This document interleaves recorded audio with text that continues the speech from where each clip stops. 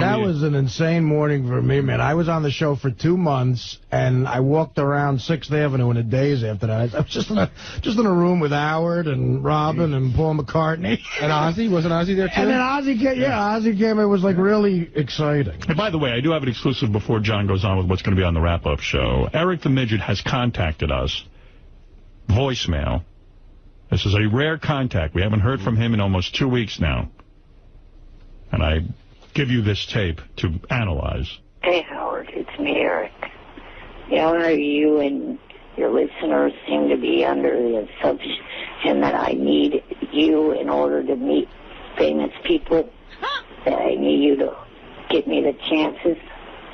Well, let me tell you something. Last Friday night didn't need you for anything. Got tickets to go to an event at a Hard Rock here in Sacramento, Hard Rock Cafe. Met Hulk Hogan and his daughter. So up yours. Didn't need you to meet them, did I? Who do you meet? And hopefully this Friday won't need you to meet Kelly Clarkson either, which I've been trying to get you to do for, 4 years now since I've been calling in, and not once have you tried. So screw you. Hopefully I could do it on my own. Hogan and his daughter. What an ingrate that kid is. Yeah. Like, all the great things we've given him, and he's like, yeah. I don't need you. I don't need you. I meant Hogan and his daughter. I'm going to call them and tell them not to let him meet Kelly Clarkson. Yeah, I swear. there you go. Keep him out of things. Look. Hogan. Patted my little midget head. I don't need you. You grumpy munchkin. That's it. That's it. What else you covering, John? One last thing. Artie might have slept through his meeting with the head of Fox, but he did take the Devil Dog guy to a Yankee game and also today offered Jeff the Drunk a job. Right. I was calling. Hang on, let me take my headphones off. All right. I did not expect you guys to get to me right away. Okay. By the way, I received a copy of the script from Colin Quinn. Oh, yeah? It's done already? Yeah, I've been reading through it. Very, very good. Yeah? Colin called me during the weekend and said, I've entered a dark, dark world, Art, of Eric the Midget and Taxi Driver. So you liked it? I liked it very much. And has Eric seen it, or No, is that... I don't believe... Eric, you haven't seen it yet, have you? No, no one sent it to me. The best scene is when Eric he gets angry and he has to put his mohawk, he shaves into a mohawk. Yeah. Okay, sorry. That's the deal breaker. Oh, you're such a not an actor. See, I knew he was going to pull this shit. He always pulls it. He finds one thing that makes him go off the deep end, and he reneges. You are a useless, worthless piece of human flesh. Eric, do you understand what it is to be an actor? You want to be called Eric the actor. No, he just wants to be a phone caller for the life. You're Eric the phone caller? Hey, I don't want to lose other projects. You're up for Lord of the Rings? Go again with your other projects. Batman 14? What other projects? I can't contractually tell you what they are, but I have been Johnny's been contacted and said that the people said that if I take the role and shave my head to a mohawk, that I lose the other projects. What projects are you involved in that demand a full head of hair? I just told you, contractually, I can. What are those projects? Are they really going to go? You know what kills me? You wouldn't have anything. You would have nothing going on without this show. Yeah, and what idiots are sitting there going, with a mohawk, it just doesn't work. Well, actually, except for a big shampoo commercial. See, it opens up with Eric in the shower. What? Tresemme or whatever the product is. Man, that's really... Dude, Fred makes a good point. You're not a Eric. brick girl, dude. What? Hey, hey, Fred, I can actually pronounce that product better than you. Yeah, well, try acting. Yeah, and Colin... You sit in your room and, insult everybody on this show. You call Artie names, you call me names, you call Howard names, you call Robin names. These guys have been nothing but nice to you. They try to give you projects. Without this show, you wouldn't have even known Johnny Fratto. And this is how you this is how you repay everybody. So every time by being a shithead. We propose something to him, then other things come up. Oh, until miraculously. we propose something, nothing's going on. Why are you such a dick, Eric? Well, wait a second. You had nothing going on. All of a sudden, now you have something going on? He's so busy. Yeah. Oh. Yeah, well, we got to put it that dressed way. down. And Colin said he was going to take the cinematographer that I suggested. They were all set to talk and get it rolling. Yeah, you know? Colin just spent a whole weekend in a room writing a script. Colin's already in pre-production. Yeah, there's a guy who actually... You know how dedicated De Niro was to the role of Taxi Driver? He was making another movie. It was an Italian mob movie. Not the Godfather. Was that other one? Shoot straight. No, there was that one that they made in Italy. Yeah, and James Woods was in it. He flew back on the weekends to do research for Taxi Driver. He drove around the streets of New York as a taxi driver to learn how to become a taxi driver, to get into the head. So he would go to Italy, film during the week, come back just to do research and kicking about shaving your head. Deal breaker. Everything's a deal breaker to you. All right, Fred. I think we've heard enough from you today. Okay. No offense. Yeah, jackass. Oh. See? There you go. Wow, he's paying you more now. Fred's angry today, boy. I'm not messing with him. See, you should have backed me up right there as opposed to letting this head run. Yeah, I didn't. Rampant. They threw you under the bus. Yeah. Wouldn't be the first time, right? Yeah. There you go. I'm used to it. Eric, Fred does make a point. Every time you get something good with us, you find one little thing, and then you harp on that, and then you back out. Right. And you don't complete anything. You were supposed to be writing scripts. They never got made. They never got done. That's true. What happened there? Well, because I quit the show between, now and the time that I was writing those to begin with. So you see how you always sabotage yourself and nothing ever gets done? Why do you care about your hair anyway? You always wear that hat. Why don't you show your hair if you're so into it? I'm watching you on the video once he cam. reveals that hair, it's all over. What is the project that requires you to have hair? How many times do I have to tell you I cannot go into that? Are you being little Fabio in a movie? Are you being Fonzie? No. Were you required to have a pompadour? You know what the sad thing is? There is no project that Of course requires there you. isn't. There's no project whatsoever. The only projects are our projects. So you think maybe he's afraid to do this, and he's just pussying out. Right, because he's really not an actor. And then we'll start calling him Eric the Midget again. No, it's because Eric the actor. I believe Eric is lying. Just like Fred was when he said he had 7 women. Well, I wasn't, but he is. All right. What is it, Eric? You should also know that, just to tell you how much steam this project has, the script is done. I actually have it in your bag today. I've already read it. Oh, you did? Do you listen to the show? Not always. Sometimes I'm on the phone. I'm sorry. I don't always listen. Yeah, you really need to before you run Well, into it's hard. It's hard.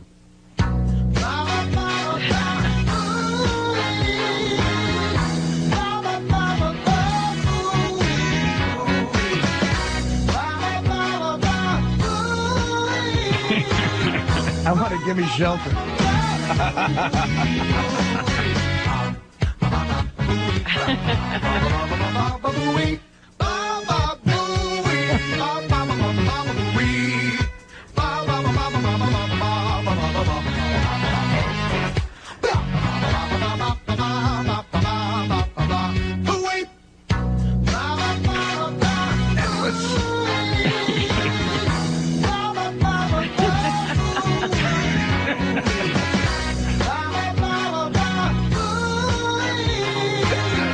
Toxic room. Yeah,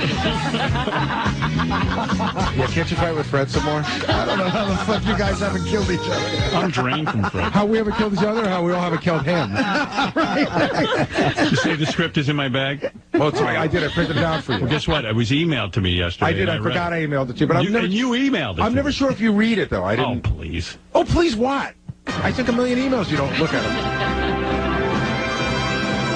Baba booey, baba boo, baba booey, baba booey, baba booey, baba boo, baba boo, baba boo, baba boo, baba boo.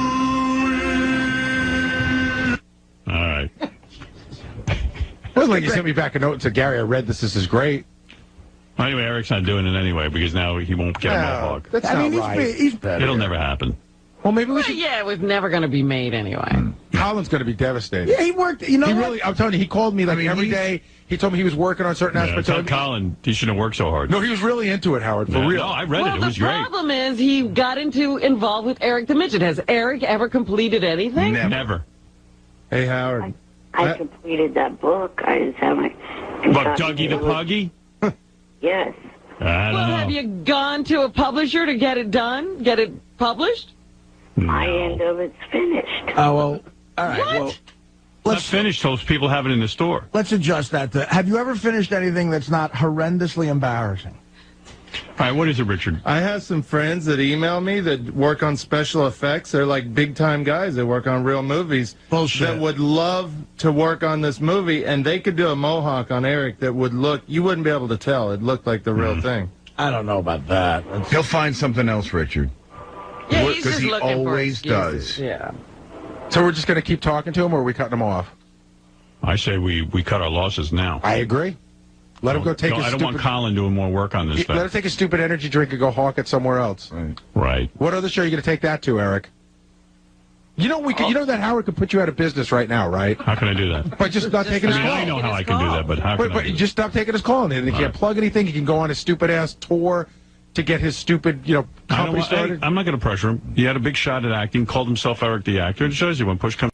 So he won't answer any math questions. Well, I just realized that Eric the Actor is ETA, so now Right. he's ETA. This is ETA on the JFSCAGT wrap-up. There's a lot going on there. So then finally he just starts yelling at everyone for asking math questions. Despite what some people think, I don't get paid to call into the show. I don't get paid for, having these... We don't pay him for all those great calls? Being bad at math. Yeah. Ios Porcus. Eric, if AGT is 1 hour long and a marathon shows 4 episodes, how many minutes of HET were aired? Enough with math questions, you dumb fits. There's some sort of audio problem this week where, it cuts out every Yeah, it minute. misses some of his words. Yeah, but makes it funnier. Kirby Orton. Are you voting this fall? And who will you be supporting in the 2012 election?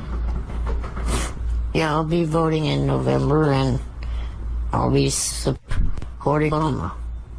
Who? I think he said Obama. No, I think he said a llama. I'm supporting a llama. I'm supporting a llama. They're very furry. Then people all they do during his whole show is try to piss him off with questions, and the girl reads them, Evidently, Eric whistled one week on his show, and the whistling, because he's on video, Yeah. they said his face contorted and looked strange when he whistled, and now he doesn't want to whistle anymore. I think everyone wants to hear you whistle again. It was very popular. Yeah. Maybe we could arrange something that you just do something different. Well, the other thing, besides the fact that it kind of created an issue, the other thing that kind of annoyed me is it didn't even get one bit of attention from Howard. That's one of the main reasons why I did that last week, was to get Howard's attention. He won't whistle How did now. we miss that? Is he a good whistler? Yeah, the best part is when Eric is now angry with Live with Kelly Ripa. Why? Because he's entered the contest to become her co-host for the week. And serious about it. And now he's thinking of withdrawing because he found out that Kelly doesn't fly in her guest hosts. So what's so great about it is, Eric's never going to get chosen to be the guest host. This is great, though, because now he can rail and rant. Yeah. Hey, Eric, I would say, you know what? Why don't you send in a tape to Kelly Ripa, and if you get chosen, then worry about the airfare. Well, I can think with the economic bad timing that we are having right now, that having a contest where you don't pay for the... Yeah, but I'm saying you're not going to win anyway. You're never going to be the co-host. It would be such a fluke. Yeah, if the fluke happens, we'll figure out how to pay for it. You don't know if they would choose me or not. That's what I'm saying. So let's see if you get chosen. I'm telling you, they'll never choose you. First of all, can you imagine, like, Eric will get chosen, which would be, like, the greatest thing ever? Then he'd be like, I can't get an oxygen tank that quickly, and I can't, you know, like, he would actually probably end up blowing it anyway, which would be so great. Here's Eric mad at Live with Kelly on his radio show. Eric, are you going to turn in a video to Kelly's show? Oh, the live... yeah, I've considered that. The only thing is, there was one major thing with it. The people that they pick what is that noise? To do travel cost, they have to buy their own round-trip tickets, which I find a little annoying, because a lot of these people that are probably going to be entering this contest are people that are out of work and don't have the money to buy round-trip tickets. So why make them have to pay for their way? Yeah, they can afford it. It sure makes a ton of dough. If they're sitting at home watching live and entering this contest, surely they can afford it. If they have that much free time. They all must be billionaires, because most people go out and work. Well, Eric, I would enter anyway and see what happens. I'll bet you don't get picked. Do you have to send in a picture? And if I do, what will you do? We'll fly you in. Yeah, I'll fly you in. I mean, you know, not on a private jet. Disclaimer, disclaimer, disclaimer, but I'll find some money to get you a flight. But you're not going to win. And not only aren't you going to win, you're going to make it a pain in the ass anyway. Then you're going to go, well, you're flying me in, but who's going to put me up? And who's, you know? What day? What day? And I have to order an oxygen tent. I have to have 2 tickets. Not a tent, you moron. How do I know? He wants the tent to play. Yeah. We need a tent for the lightning. All I need is an oxygen generator, not an oxygen That's like my problem. Oxygen generator. What are you breathing right now? Oxygen, right? Yes. Yeah. What are you worried about? And you know what? You got so much free time. Drive to New York.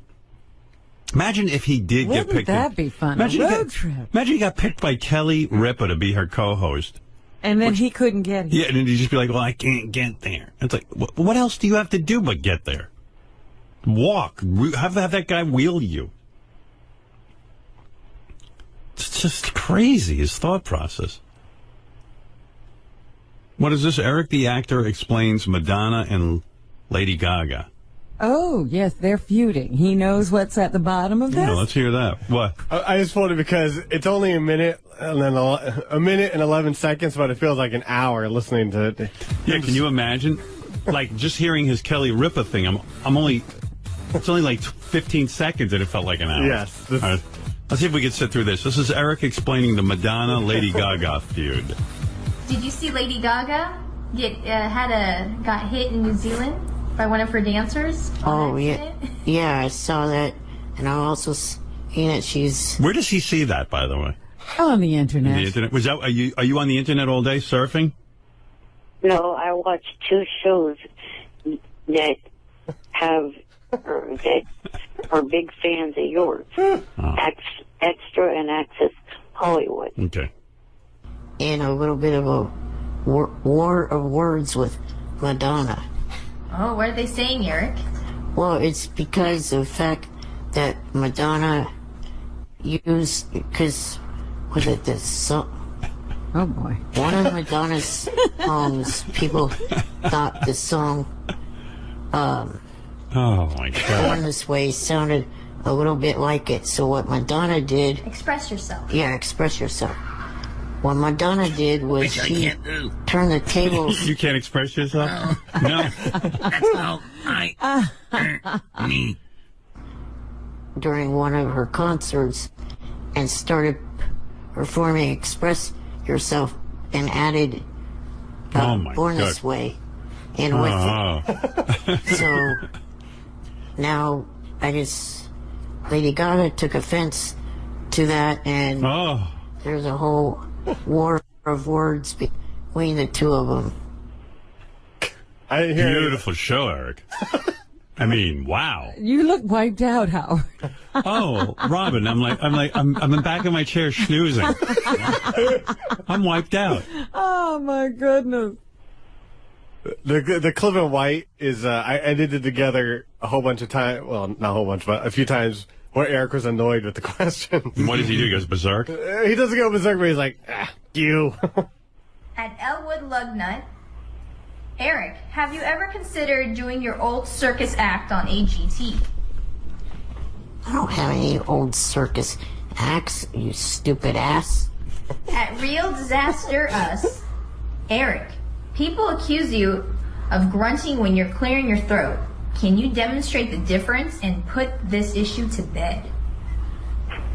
I don't want to demonstrate the difference. At Elwood Lugnut. That seems like a pretty fun thing to hear Eric do. What is it? You're claiming you're clearing your throat, and they're saying Not grunting. They say you grunt. Yes. Yeah. Oh, JD, come on. Oh, Christ. It's great, right? Not really, but... Where else but this show would, like, Eric the actor be up? There's no other show. All right. Definitely not Live with Kelly. Why, you don't think he'll get selected? He's the last person they would want to see on morning television. Yeah, why don't your geeky ass Yeah. Because I'm smart enough to know they wouldn't pick me, dummy. At what point in this show does Eric talk about AGT? I mean, does he ever get to it? He does. The wrap-up. Because, I mean, it's the most boring part. It just says he likes this, he liked the squirrel, and that's about it. You like the squirrel? The squirrel just went round and round and round. It's not who's going to pay $1 million to see that? By the way, too, a lot of what they cut out, too, nodding and salivating, it was like animal torture to me. I couldn't take it. I was like, I didn't think it was a great act, but it was funny to watch. Yeah, it was good. It was good. It was a one-shot deal. It was fun, but I wasn't putting it through. And I told the news, the same thing with his Idol show back then. It's more a Q&A with Eric with a little bit of recap of AGT and American Idol. Yeah, but Eric doesn't direct the conversation. Well, he comes on and goes, and then he takes questions. He sounds exhausted. ETA, do you stick your head out the window when you ride a car? Oh. No. At Miles Porkus, what is your favorite game at Chuck E. Cheese? How many times do I have to tell you I don't go to Chuck E. Cheese? Yeah. Idiots. I think they know that. I think they're just trying to get under your skin.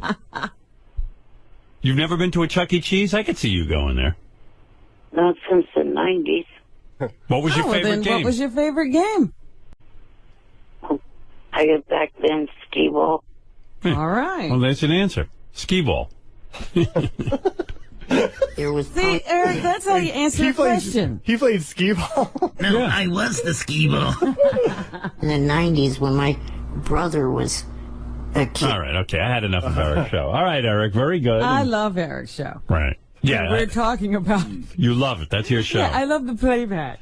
We wrap up Eric's show. Yeah, we do a wrap-up of the Eric show. Well, I really would like to know what he thought of AGT. He liked a squirrel. That's it? Yeah, but you know it's not $1 million act, right, Eric? Right. And given the fact that he only aired one show last week, there wasn't all that much to talk about. I know. I was disappointed. I love the show.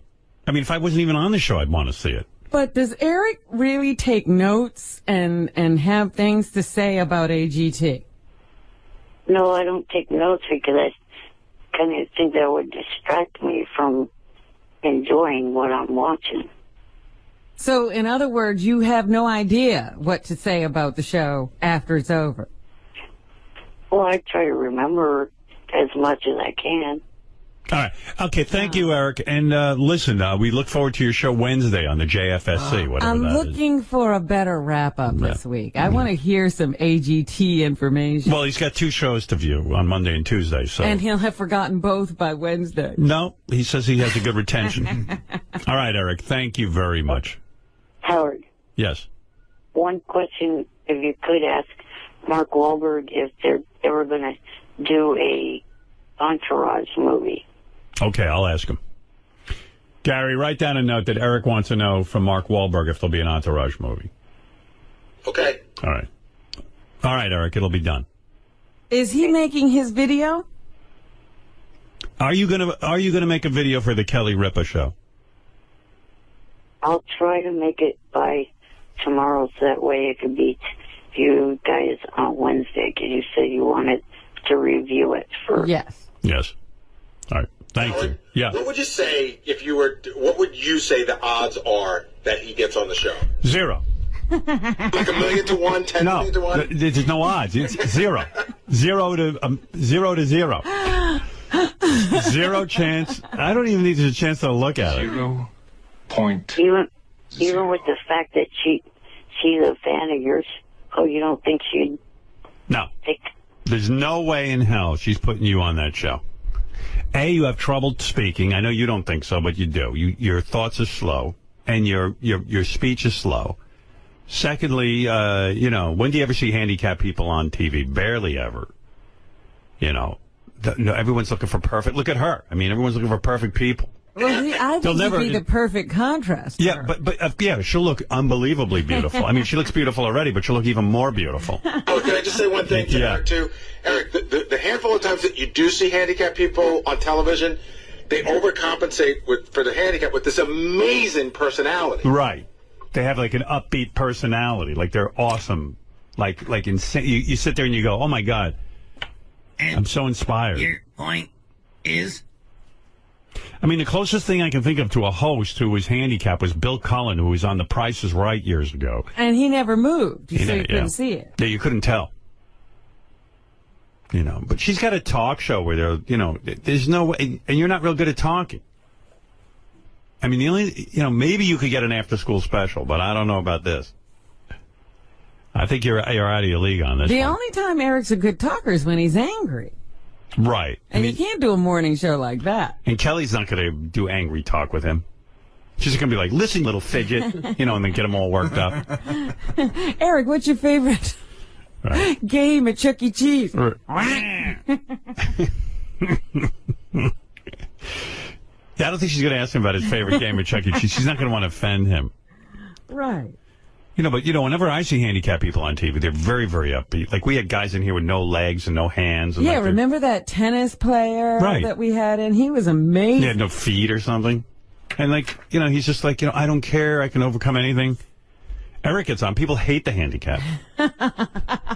I've never seen so many people write me hating the handicap after Eric's on the radio. Eric, oh, dear. And I'm like, poor Eric's handicapped. They go, don't feel bad for him. I mean, people hate Eric. So I don't see how in hell there's a 0 chance that you would get on the Kelly Ripa show. 0. But I can't wait for the tape. And I think you should make the tape with like a co-host, like try to make it as much like the Kelly Ripa show as possible. Right. I talked to one of your, I guess, say frequent guests a lot on the phone. And I don't have any problem talking to her at a normal rate of speed and other stuff. Every time I've talked to her on the phone, I've never talked to her slowly or anything like that. All right, well, prove me wrong. I'm telling you have 0 chance. He has no clue.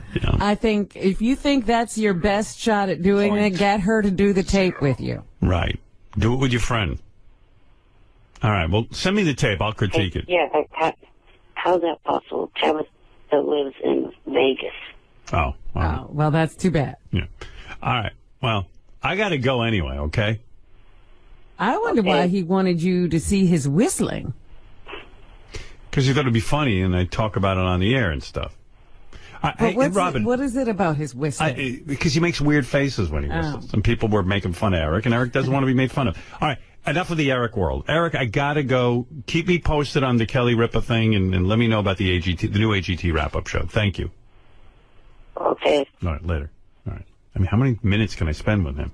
I would like to hear him whistle now. I'm very intrigued. Yeah, but you got to see him whistle. That's the whole appeal. That's why he doesn't want to do it anymore. After he whistled, everybody was tweeting pictures of him whistling. Oh my goodness! And it wasn't his best look.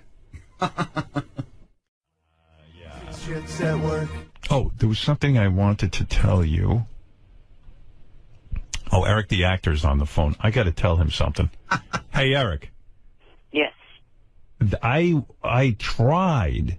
Someone sent me a tape of you on that wrestling TNA show. It is so horrible.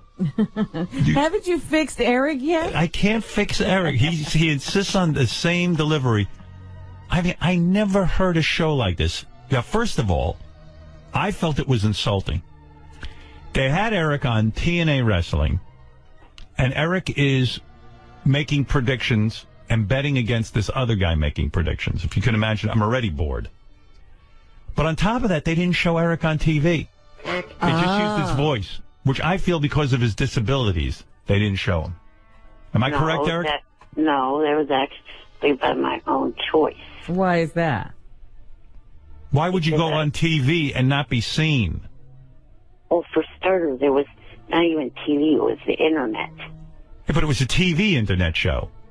Yes, but it was only shown on the internet, not actually on TV. Oh, it wasn't shown on TV? I thought it was on TV. No.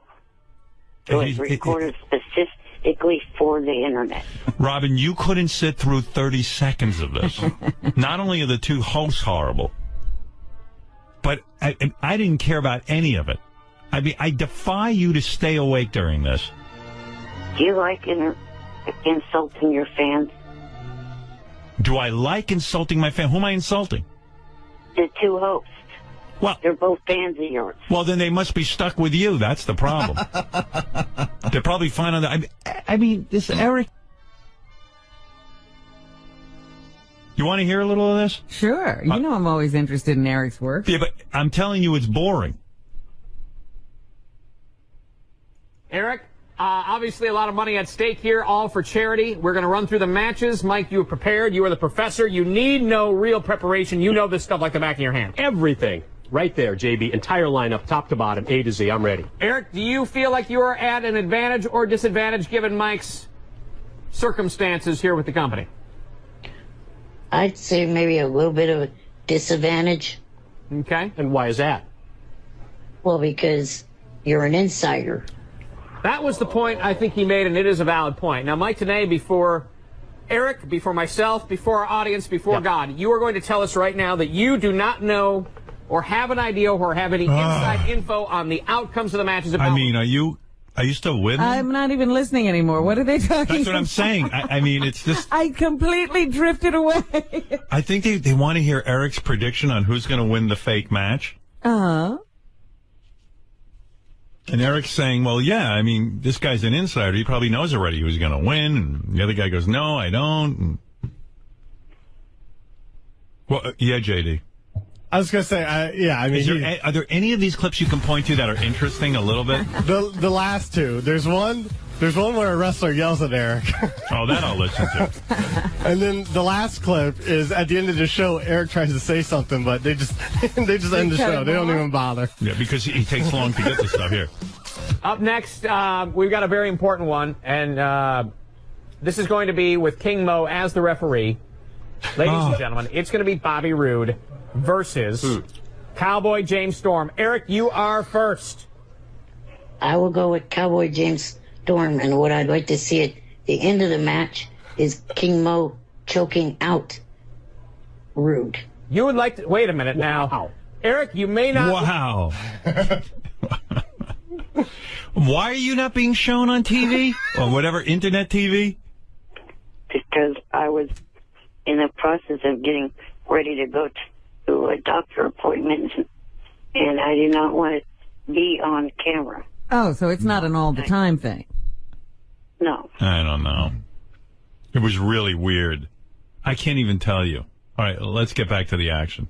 I don't know this, but there is a very special guest that is here working out. Special guest, could you come on the set real quick? You just said you wanted to have King Mo choke out Bobby Roode. Is that correct? Correct. You want to see Bobby Roode choked out entirely? Yes. You don't like Bobby Roode? Passed out, unconscious. Yes. Well, joining us on set, ladies and gentlemen, is Mr. Bobby Roode. Eric, tell Mr. Roode directly what you just told us.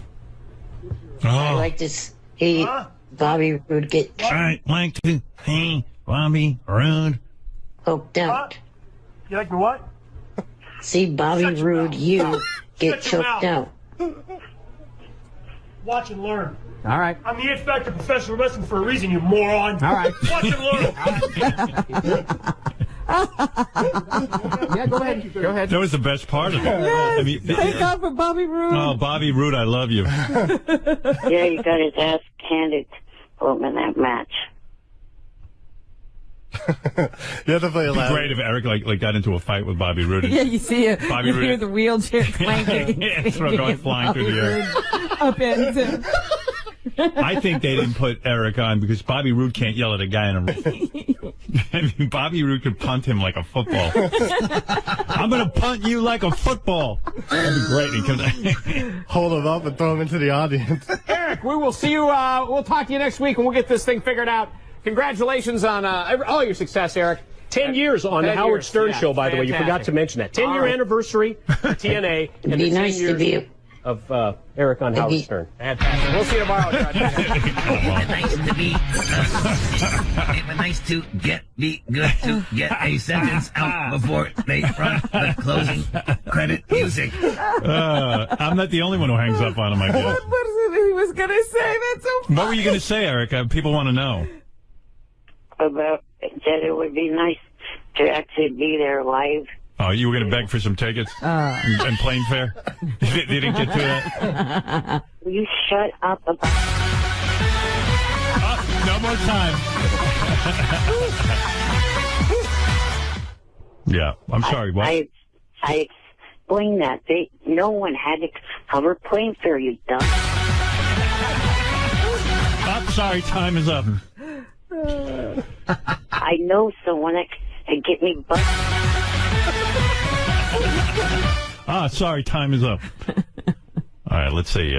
But if I play you the real boring clips, it's hard to just sit and listen to them. I know. Yes. Yes. All right, here's a boring clip.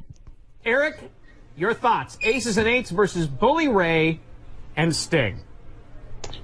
I will pick Bully Ray and Sting. All right. As a fan of the company, I would like to see those two win the match. And get Aces and Eights out of here. I think we'd all like to see that as fans of the company or as employees of the company, Eric. But this isn't, this isn't about making selections based on that. But if that's what you're going with, I don't want to try and change your opinion. Mike, you're calculating in this. You got to be. Really trying. Oh, my God. By the way, I don't think Eric did well with his picks. No? No. No, I actually lost. That's a shame. There's always next time. All right. Well, anyway, Eric, thank you. Eric the actor, everybody.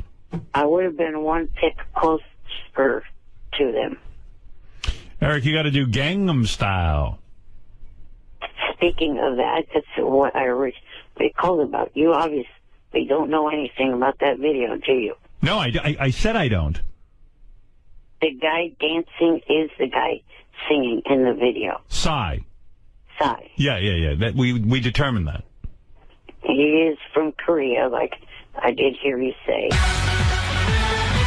So evidently, I do know something about it. Everything you're saying, I've said already.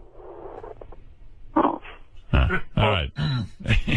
The app of listening to your show on is several minutes I see. behind. All right, that's fair. All right, Eric, thank you for the call. Congratulations on 10 years. Thank you. Thank you. All right, bye-bye. That's Eric the actor. As you know, Robin. Yeah. He changes the name. Well, he's going to be Eric the announcer if he keeps up with his Right. wrestling career. How about Eric the actor and announcer? Bubba the Love Sponge made a... maybe I should take a break before we play you Bubba the Love Sponge's statement. Oh, we have a statement from Bubba about this whole Hulk Hogan, Heather Clem thing? And after you hear it, you'll be even more confused and have less information, if that's possible. Wow. Yeah. Also, I got to play you a farting tape. Huh? Yeah, well, forget it. I'll explain it later. All right, we'll be back right after these. Gilbert Gottfried also is going to stop by. He's promoting something. I was talking to a group of Scientologists yesterday, and they said, this kid's nuts. Yeah, the Scientologists never turn down the money. No, are you kidding? They're like, hey, Tom Cruise can do a movie he wants. And same with Travolta. I don't care if he kills and murders people. We never tell them to leave their job. Scientologists know where to happen. You know? But, you know, I just love how they sit there and say, God should strike me down. I don't want to live if I'm not doing his work. And God just sits there. God wishes he had this kid's life. God can't believe this kid's clearing $8.5 million. God doesn't do any smiting. He just sits there. So, you know, you go all or nothing. Right. All right. Anyway, he's definitely gone all the way to the nut house. But good for him. I can't wait for, are they filming yet? I can't wait for the day he returns to the set. I can't wait till his character is killed off. Very nice. Let's go to Eric, the actor. Haven't heard from Eric in a couple of days. He would take this role, I'm sure. He played a kid. Eric, do you have any problem being the kid on 2.5 Men? Oh, I don't know if I could pass off for a 19-year-old. Oh, yes, you could. You could pass off for a 3-year-old. Yeah, you're the size of a 3-year-old. You can definitely pass. Well, one thing that took Lori's listening, the way to write him off is have him have an accident in the kitchen at the military base that he's at. Okay. Wow. His character went into the army and became a cook. All right. Hey, Eric, what can I do for you? Well, since everybody can't seem to stand the TNA job I had, and I use the word had because I resigned from it. You resigned from TNA Wrestling? Yes. That's as dumb as the kid from 2.5 Men. Why would you resign? They're paying you, right? What? What are you, stupid? I do it, and you criticize it. I just said you're horrible on it. You're awful on it. And But the wait show to is be fired. But why would you? Yeah, why would you quit?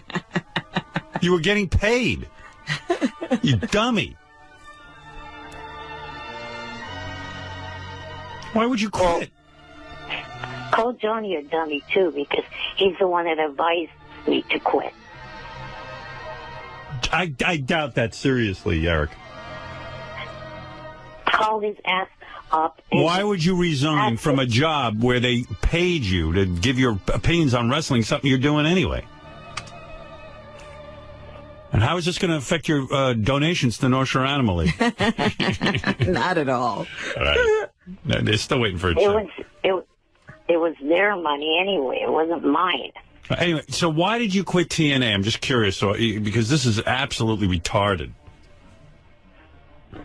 Nobody seemed to like me doing it anyway. Did you like doing it? Yes, I like. Then why would you quit something you like doing?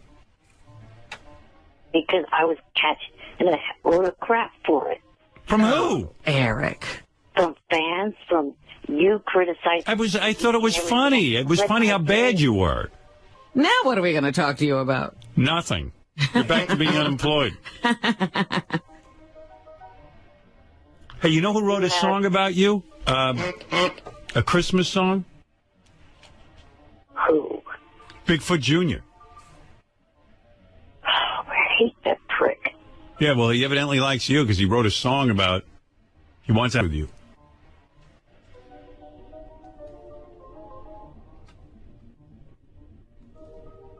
Well, he's not ever going to have that happen. Yeah, I'll play it for you. Maybe this song will turn you on. I don't know. Yeah, listen to this. Gather around, little kitties, it is around the fireplace. Bigfoot's gonna tell you a story, it is. Oh, I don't think this is it. Wait, here's the one about you. Hey, it's Bigfoot Jr. it is. I just want to say Merry Christmas, ho, ho, ho, to the little Eric Midget it is. Here comes my cock, right in the midget's bunghole. He talks about TNA, I think he's gay, and it's Kurt Angle that he wants to blow. I don't care that he's in a wheelchair, I'll just put a stick in his spokes. He won't get away when I'm ready to play his face till he chokes. What do you think of that? Cute. Oh, you hate it. You hate it. The fact that this guy's thinking about you is great. No, you sound like this kid from 2.5 Men. I mean, you had a job with TNA. You loved doing it. So what if people gave for it? You loved it. Listen, when I do America's Got Talent, some fans say, oh, Howard, you're a sellout. You did America's Got Talent. It's too mainstream. Why? I don't listen to them. If I like doing it, I do it. How did you quit? I mean, did you contact them and quit?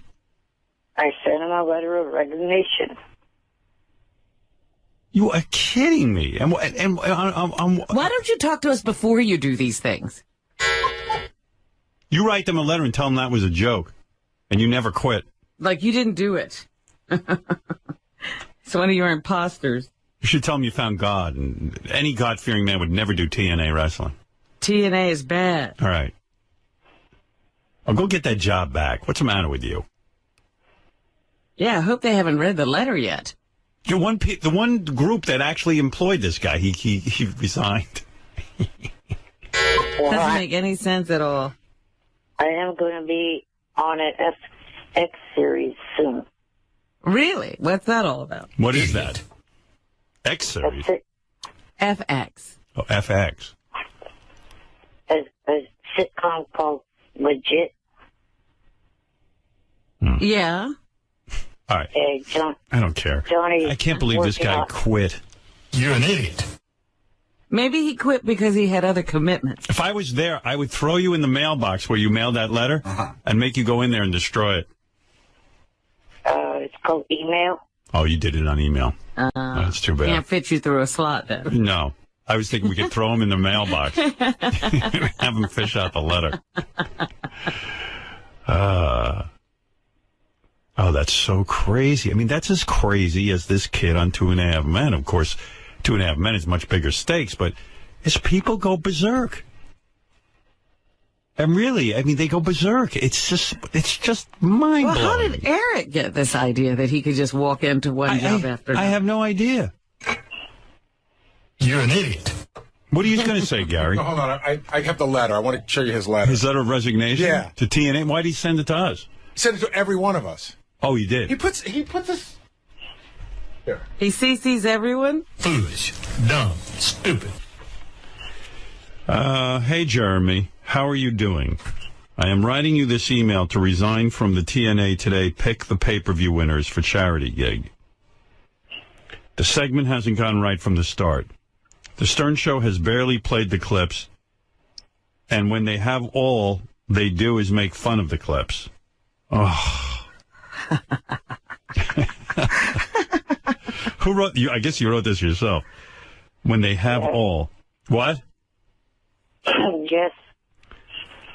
The Stern Show has barely played the clips, and when they have all they do is make fun of the clips. When they have, all they do. Oh, no comma. Okay. All right. I see.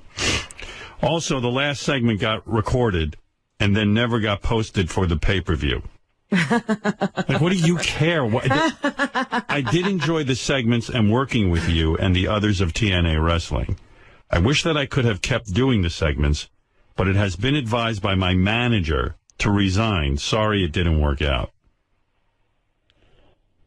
Workout is 2 words.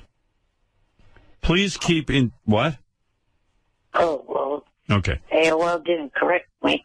Please keep in... Well, workout is a word, but it's not what you're talking What are the odds that you actually just know it? Please keep in touch, and please keep me in mind for whenever TNA comes to Northern California. Signed, Eric. Signed, Eric. Just say best, Eric. He actually wrote out signed? Yeah, signed, Eric. Eric, the dumbass midget. Wow, you're not kidding. Say that 5 times, Eric, because... Eric, the dumbass midget. Right. Eric, the dumbass midget. Eric, the dumbass midget. Eric, the dumbass midget. Eric, the dumbass midget. All right. Can I tell you about the interesting correspondence Eric and I had over the vacation? He, we don't really talk to each other, but I don't really I don't hate him anymore. So he sent me a note. He said, I know we've had our differences in the past, but I need you to do something for me. And he started talking about how, I guess, a bunch of people on Twitter were calling him gay. Right. And because I had a gay brother who died of AIDS, right, he would like me to go on Twitter to tell everyone he's not gay and to stop. Eric, think that through. Think it through. Why would you think Gary... If Gary goes on Twitter and just suddenly tweets, Eric the actor is not gay. And stop and leave him alone. And stop and leave him alone. Don't you think that's going to get worse? It's because some people are going to think no one thinks you're really gay. They're just trying to get to you, and you let them. Will you let me speak? He fights with everybody. Holy crap. It's so easy to set up. Like, you just go, you're gay. And it's like capital letters, you die. He gets so angry.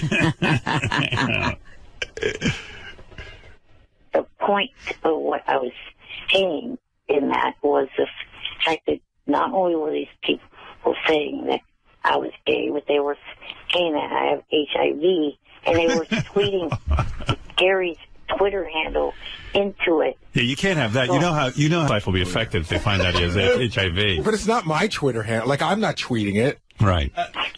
But my point is, they're tweeting that to you and I.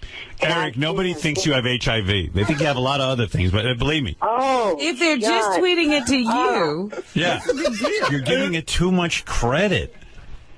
I want to block Eric on Twitter because he includes my Twitter every time he yells at someone. Like, I don't want to be in his loop of yelling at people. Right.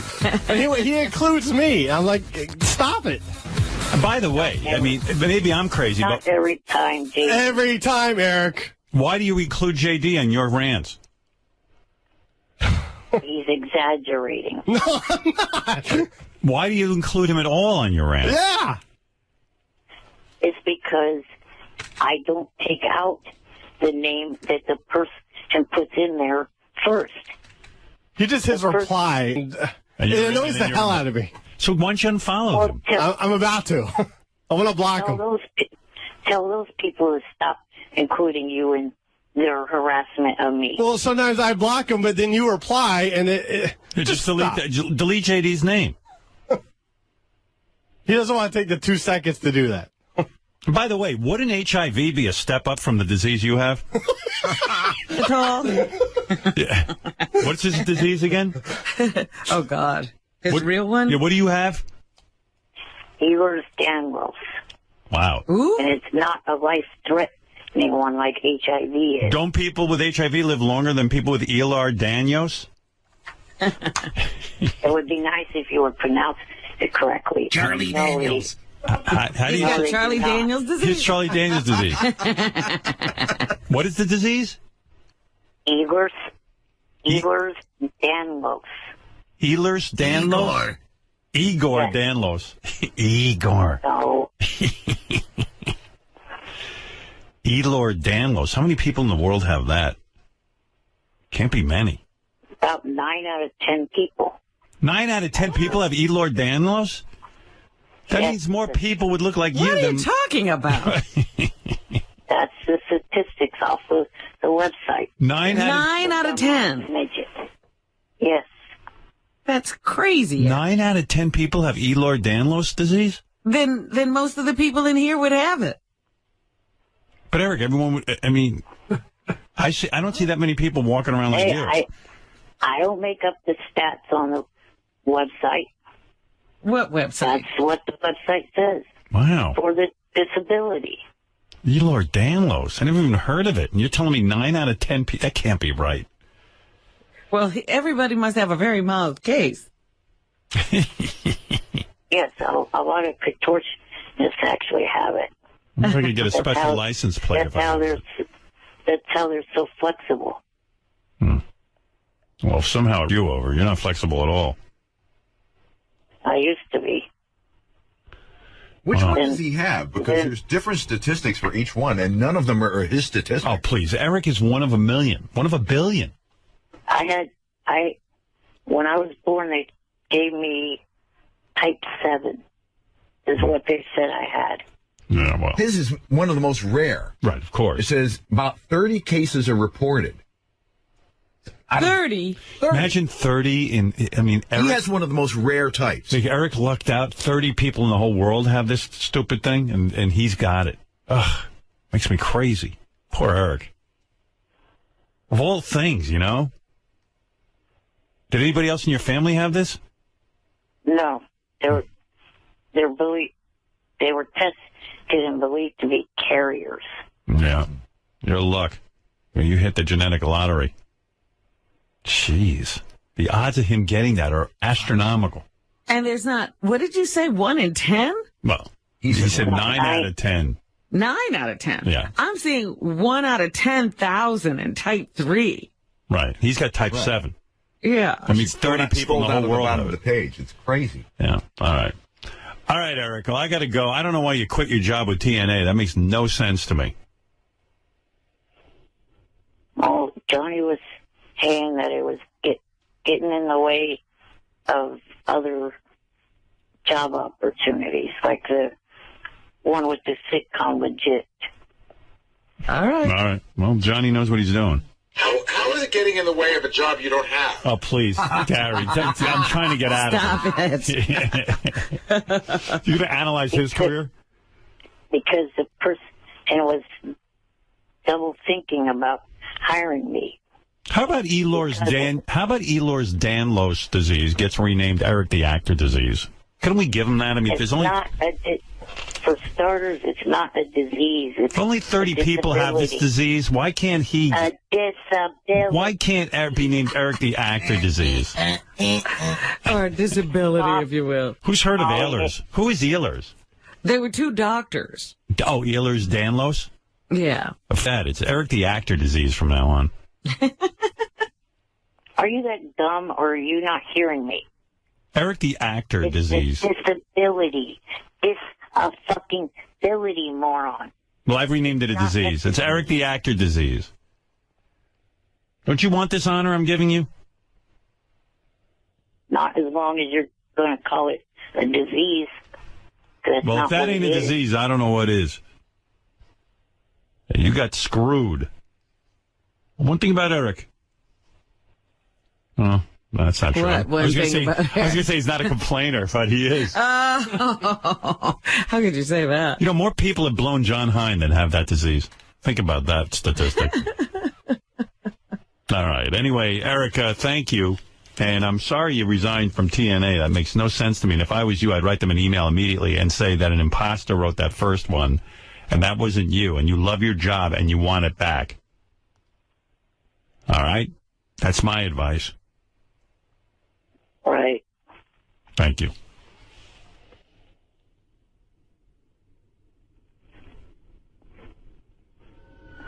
I'll talk to you later.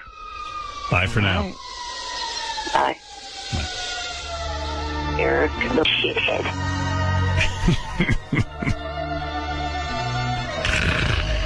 Eric, the annoying midget. All right, I got to take a break. We'll be back right after these words.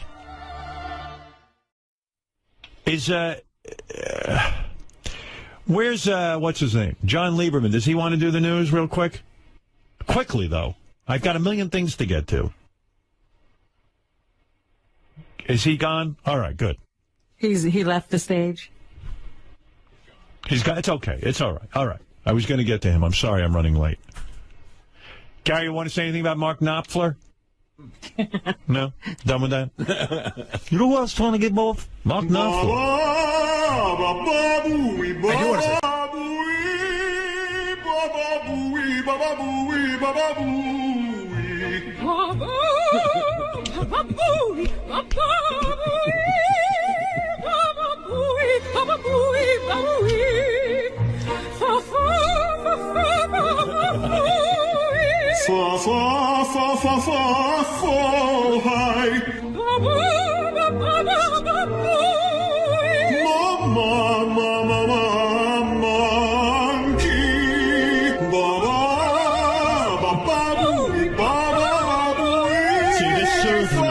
It relaxes me. Yeah, me too. Yeah. And I feel better. Thank you, Gary. Yeah, what did you want to say? You wanted me to get him. Of course. I'm teasing you. It's a good call. All right, thank you. It was my fault. Your fault. Thank you. Go back and book somebody. Who's he working on now? I shudder. That impatient look on Gary's face. Yes. That's some look, isn't it? Those teeth were glowing. It's eloquent. You've never seen anything like that, huh? Yes, Fred? Yeah, I was trying to book Gary. Otis Wedding's road manager. Oh. Yeah. Do you think that'd be interesting? It was the guy who put the suitcase on the plane just before Otis went. He's got a lot of good stories. A lot of good stories. Monterey Pop Festival. You think you get Page and Plant? No, the Page and Plant. What I got Otis Wedding. I got the Mark Knopfler's retarded sister. And the Bay City Road is available. There you go. At least 3 of them. All right. Noah Jones? Jimmy, you're on the air. Hi, Jimmy. Jimmy in Vegas. Howard, how you doing? All right, buddy. Listen, I'm a big fan. I've been a fan for many, many years. Thank you. But I'm getting tired of this George Takei impersonator. Takei? No, actually, it's Takei. That's one of my points, Howard. What are you talking about? The real George. You guys are using a phony George or drops or an impersonator or something. You don't believe the real George Takei would behave like he does? First of all, my dad was a gossip columnist. Yes. He told me a lot about Takei. One, he was straight. So this George that we have is... is it possible? You know what? This guy's right. Shimmy's right. There's no way you're the real George Takei. Couldn't be. No, not with your behavior. Thank you, Jimmy. How did you fool us for so long? Right. I'm exposed. Howard, your show has a way of doing things like that. Right. I don't have. Let me see your driver's license. All right. Let me talk to Eric, the actor, as fellow actor. Oh, Eric's on the phone. Right. Good morning. I just wanted to say, I'm trying to call up to congratulate you and your acting.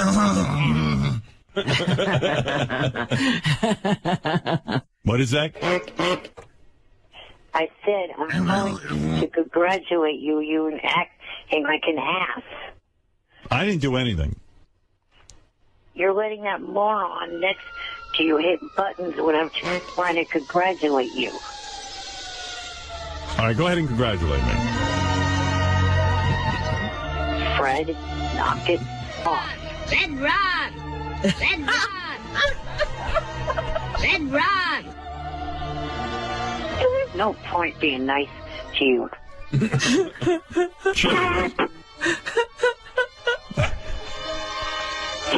You two ought to have a show together. Red Ron! Eric, announce your name, and then we can, so everyone knows exactly what we should call you. I'm Eric, the actor. Are you sure? I think you want to be called something else. No, I don't. Eric, the dumbass midget. Oh, all right. I would have called you Eric, the actor. Eric, the rude, obnoxious, and annoying midget. All right, if that's what you want me to call you. I was being good and calling you Eric, the actor, but I'll abide by Eric, you. actor. Eric, the actor. All right, Eric, the actor. Eric, come on. Tell me what you're congratulating me about. America's Got Talent? I certainly hope you'll be visiting me on set. Are they going to be auditioning in San Francisco again? You know, I don't know. They haven't told me anything. I tell you. Well, maybe they don't have it all set up yet. They don't? I don't understand how they don't. Did you watch all of The Voice last night? I think so. You know, I fast-forwarded through some of the singers. I only like the good-looking girls and that one weirdo guy. Right. They aired a commercial during it, and they said, this sounds like bad news to you, 14 cities that they're going to do auditions in. Right. They're talking about... That's not the... Those aren't the auditions that I show up at. Those are the ones that right now they're scouring the country looking for talent. Okay, I was wondering if they were going to condense that down and make the people When I get involved, it's going to be less cities. Yeah, it'd be 3 by the time he gets... If I had my way, if I could run that show, it'd be 1 city. Let everybody come to me. Oh, with that traveling and carrying on. Why isn't it that way? You could be in Vegas for a week. When they do the Everybody voice, come there. When they do the voice, they do the show. All the talent comes there, and they just do it. I mean, why the charade? Why do we have to go around the country? Just bring in all the talent. I heard that, and I was like, oh, geez, he's going to hate that. Yeah, well, I do hate it. That's the one part I don't like. But all right. Other than that, I like it, sort of. I mean, you like it once you get to the city. You just don't like traveling. I just hope my fellow judges are good. I like Howie and Sharon. Now, is there any update on what you were saying about trying to get me on Whitney? Because someone keeps asking me repeatedly. I have no update. I've been so busy with this new deal and the whole thing, and... Well, are you going to be difficult to negotiate with? Because you lost the last job we tried to get you. I had you so hooked up, and you let Ronnie run off with it. I had him on Cougar Town. Can you believe this, George? I had this kid a job on Cougar Town. He was going to be the life of the... You know, I got him several acting jobs, small jobs. What was he playing? You know, George, I'm glad you're here. This is a great thing. They say to him, I know the guy who writes Cougar Town. He's the executive producer. And I know Courtney Cox, and I know Krista Miller. That, you know, they're all on that show. They said to me, hey, we'll get Eric the actor or one of the people, and we'll put him on the show. We'll write a part for him. Write a part for him. Because you would have died and gone to heaven to have him write a part for you, right? Absolutely. You know, who's sitting and writing parts for you? Well, listen to this guy. That's something I wanted to ask George before you hung up on me. All right, hold on a second. I got to explain, George, your situation, because he won't believe it. So I say to this Bill Lawrence, you know, he's the producer. All right, Eric the actor. He goes, well, what would Eric play? He starts to mention several things that maybe like a criminal. Eric won't do any of them. Why? He says he doesn't agree with... the morality. When you're an actor, you're playing a role. Explain it to him. You find that aspect in you. You know, you get angry, you get greedy, you get, Sure. You find that, and you play that. Did you hear that? That's acting, right, George? Exactly. Eric, it's a character. He doesn't want his head to explode. He doesn't want, he doesn't want any special effects. He wants the role to be written for him as he is. As he is. Without any other... Yeah, with his morality and the whole thing. Oh, well. Yeah, I mean, we've even said he's turned down jobs to be in a bee costume. Oh, listen to this. He won't play a gay man. Isn't that something? Brad Pitt... Get close to that microphone. When you talk, it's good, but you got to be on mic. When Brad Pitt was a struggling young actor in Hollywood... Go ahead. He was in a chicken suit. What's that chicken... McChicken? The San Diego chicken? It's that chicken fast food Chicken Little? Chick-fil-A? No, not that. Kookaroo? Kookaroo. He was the kookaroo chicken roaming around the sidewalk passing out leaflets. You know, that's what Eric, you do as an actor. Eric, I'm going to watch this. George, I have a role in a movie for you. It's a guy who's a mobster, who's a pedophile who poisoned a nun. Are you interested? Sure, absolutely. I'll hear that. Watch this, George. Eric, are you there? Yes. I got a role for you on Cougar Town. Would you play a mobster who's a pedophile who poisoned a nun? No. Why? I just don't feel like playing that character. Well, I thought you were an actor. Don't you act? Yes. But you want to be you rather than act a character. Well, That's not an actor. I've got a role lined up on a FX sitcom that Johnny helped me get. Johnny Fratto. His manager. Yes. Yeah. His manager. Then why are you calling us about some other show? Well, I may. Robin, every actor has to line up their next job. But he always wants to be difficult. He wants to not only have the job, but he wants it to be exactly whatever he wants. He doesn't want to be an actor. That's what I'm. Let me ask this: would you play a little person with Ehlers-Danlos disease who turns down acting roles?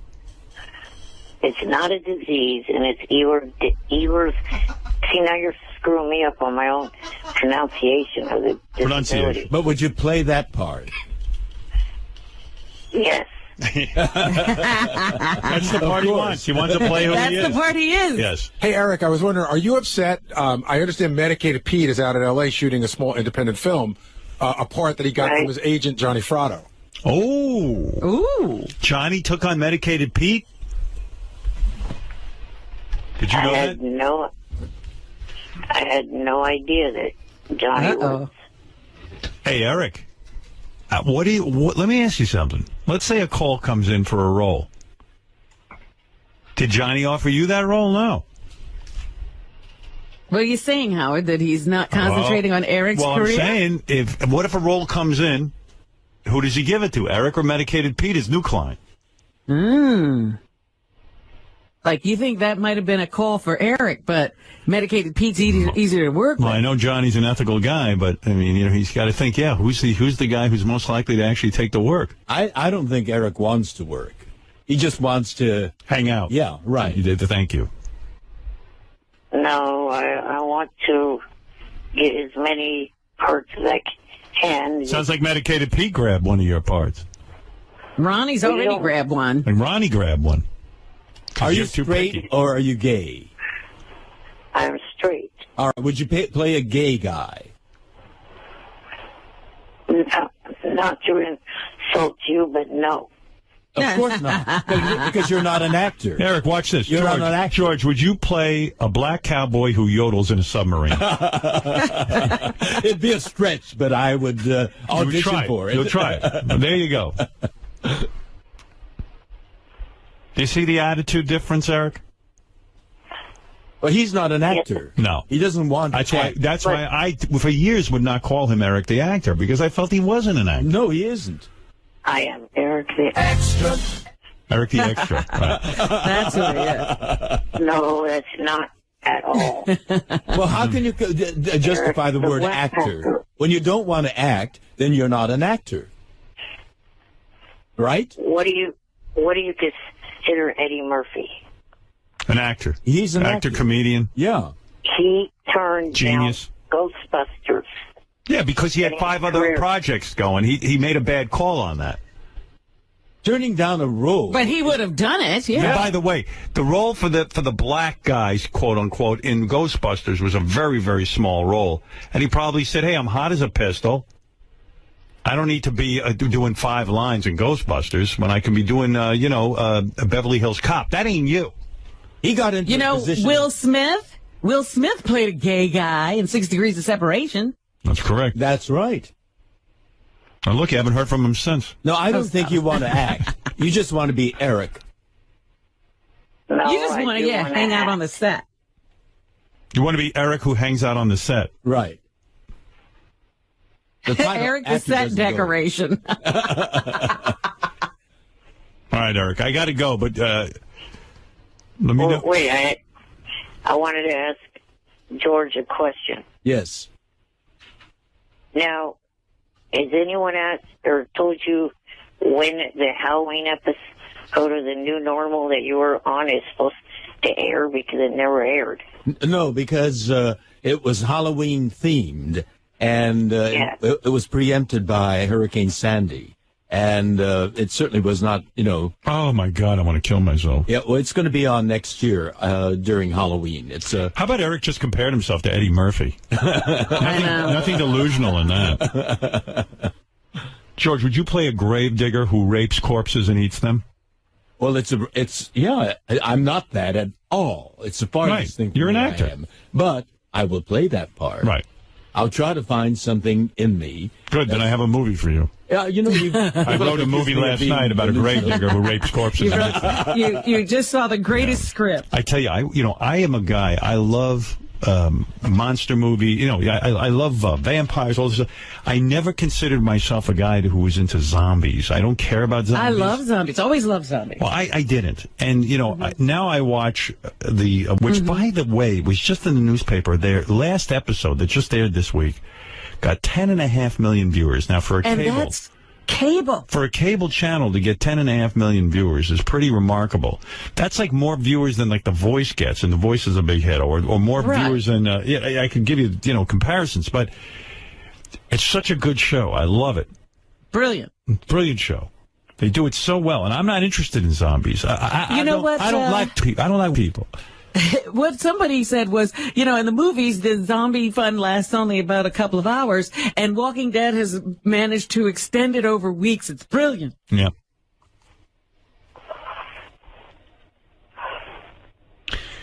So, I don't know how I got into this, but I love it. Zombies have always been a great genre. You didn't like Night of the and all that stuff? Wow, those are great movies. Yeah, those I like. Would you play a zombie though, Eric? Right? No. Wow. I mean, Eric, do you realize not that many people are anxious to give you an acting job? Eric, Well, that's an appropriate title for you. You certainly aren't an actor. George, would you play an egocentric actor who wears a toupee on the cast of Star Trek? Now, that's really going to be both close to me and a stretch. Right. But you'd play it, right? All right, Eric, I got to go.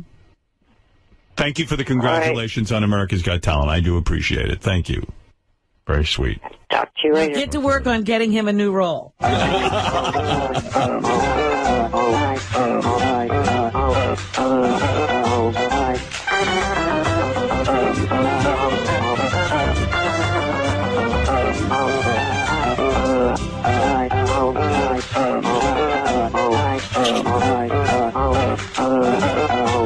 Beautiful.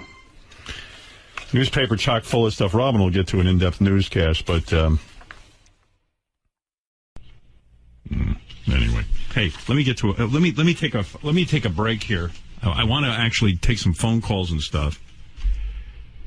I see Eric the actor is on there. I don't have time. You know what it is? He just goes on for 20 minutes. Well, you told him, yesterday was his birthday, and you said you didn't have much time. He's calling in with plenty. Yeah, but I got a ton of tape and stuff to get to. I'd give him a minute, but he's just... He never gets done in a minute. Let me take him down to the room. Eric, let's go down to the room. How about it? Hi. What? Eric? Hello? Eric? Did he hang up? No, maybe he hung up. I think he said bye, Howard, which is really funny because I was going to bring him down. I got an email from Johnny Fratto saying that we're calling at 6:30. We have a major announcement. He wanted to announce something, and I scared him away. Wow. Oh, that's he could always say no. Yeah, but did you explain to him that my phones are broken and the only one working is from? I will tell him. Oh, Johnny. That's Johnny. Asleep? They called in together, so Johnny fell asleep, and Eric just hung up. Oh, what a team. What a team. That's his agent. Wow, listen to Johnny. He's so sleep deprived. He's got young kids, and he's an old dude like me, He did the second wife, and they had 2 kids. Guy's exhausted. Now he's got like the whole Eric the actor situation going on. He's got so many different, Eric's like another child. That's the sound of a beaten man. Listen to that. That's a lion. Could you sleep through that, Rob? Like if your husband was making that kind of noise, I would move to another room. Get separate bedrooms. Yeah, back in Victorian times, they had it right. Oh, God. Wow. That's a sleep. Dude, I'm so jealous. I got up at 2 o'clock this morning. I went to bed at 10. I woke up at 2. I've had 4 hours. And me, I'm neurotic about sleep. Right. Like, I don't go, hey, I just needed 4 hours. But and then I got up and watched the Bachelor finale. Watched broads go crazy over this guy. Meanwhile, I still don't know what this guy does for a living. That was my point. I mean, like, he hasn't worked in 2 years, I assume, because he's been on The Bachelor. Romancing. I'm sorry, Howard. I'm listening to John. Sorry. It's hard to compete with that. Hey, you know what? I want to see how long Johnny snores for. You want to just let me play the commercials and keep going. Yeah, what do I got to do? A live thing here? If you'd like, sure. Sure. What do you mean if I like? Do I have a choice? Sure. Oh, I do? You mean I can play a pre-record first, and you can do it live. Yeah, but I got to do them. Okay. Do it. Identity Guard has something perfect for you. I'll lower the music so we can hear Johnny snoring. Identity Guard has something perfect for you. You do just about anything to protect your children, right? What about protecting their identities? You may not know that identity theft targeting children is on the rise. Well, now you've got What's some that music under you, Howard.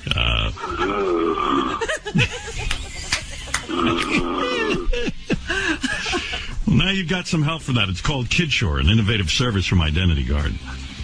KidShore monitors your child's information, looking for data such as bank account numbers attached to their social security numbers. Identity theft can happen anytime, even when you're just registering your kids for a sports team or school. You can now get the protection you and your kids need from the company with world-class patented technology that's been trusted by millions of Americans and even by some of the leading financial institutions. He sounds like he's got a thorn in his paw. Identity Guard is committed to keeping you, your family, and your... It sounds like Life of Pi. Tiger. Pi, don't die. I will save you. Pi, please. Richard Parker, don't eat me. Richard Parker. Oh, yeah, right. The tiger's name is Richard Parker. Richard Parker. His name's Pi. Richard Parker, this is Pi. You are my only link to civilization. We're going to have to learn to live together. Johnny Parker. Now I don't hear him. He went back down into the bottom of the ship. Yeah. Hey, don't tell me. This is Johnny's best appearance. Sometimes he can ramble on. That's right. We called Eric back, by the way. What happened? He's not going. He says, I'm not going into his room. I'm not doing his bit. He won't go in the room? But that's the only phone that works. I know. Morning. It's the only phone I have down here. Too bad. Johnny's sleeping very soundly in the homo room. Johnny's down here with me. He didn't even care. I'm having my way with him. Eric's going to call me later and yell at me that he had a major announcement that you wouldn't let him make. Well, what am I going to do? He's such a baby. Just come down there with me around a little bit. Man-on-man love.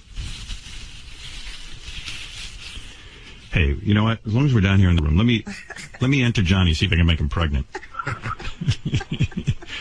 me pull his pants down. Okay. Let me see if I can put my... Let me see if I can open up his ass with these clamps. Be at the door. Let me see. Here we go.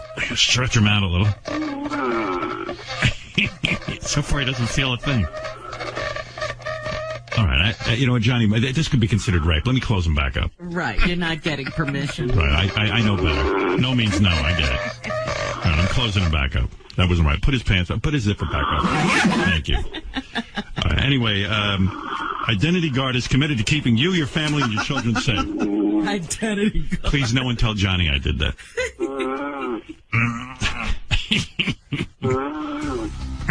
You ever see on the internet those goat videos, like the goat singing to Guns N' Roses and stuff? That's what Johnny sounds like when he snores. IdentityGuard.com. Your identity and your kids' identities are counting on you. We'll be back in a flash. Now with the new Hopper from Dish, Hello? Johnny? He must have shifted or something. Yeah. Probably turned his head, right? Yeah. Should I hang up on Johnny, or you want to hear more snoring? Because it's kind of distracting in a certain way. Oh, what's he doing now? Johnny? Go. How you doing? I'm good. How are you? Do we have Eric? No, Eric hung up because I wanted to bring him into the room. So he hung up on it? Well, I brought you down. Hey, listen, I might as well come clean. I brought you down to the room, and I unzipped your pants. I didn't pants. want to go. Johnny. I unzipped your pants, and I opened up your ass, and then I thought that was like rape, so I closed up your ass and zipped up your pants, so I didn't have sex with you. Well, thank you. I appreciate that. It's all right. I just really wasn't into it. Dude, you really had no say. You were asleep. Dude, you've been snoring into the phone for the last... Oh, yeah. Hello? Well, did Eric give what we called about?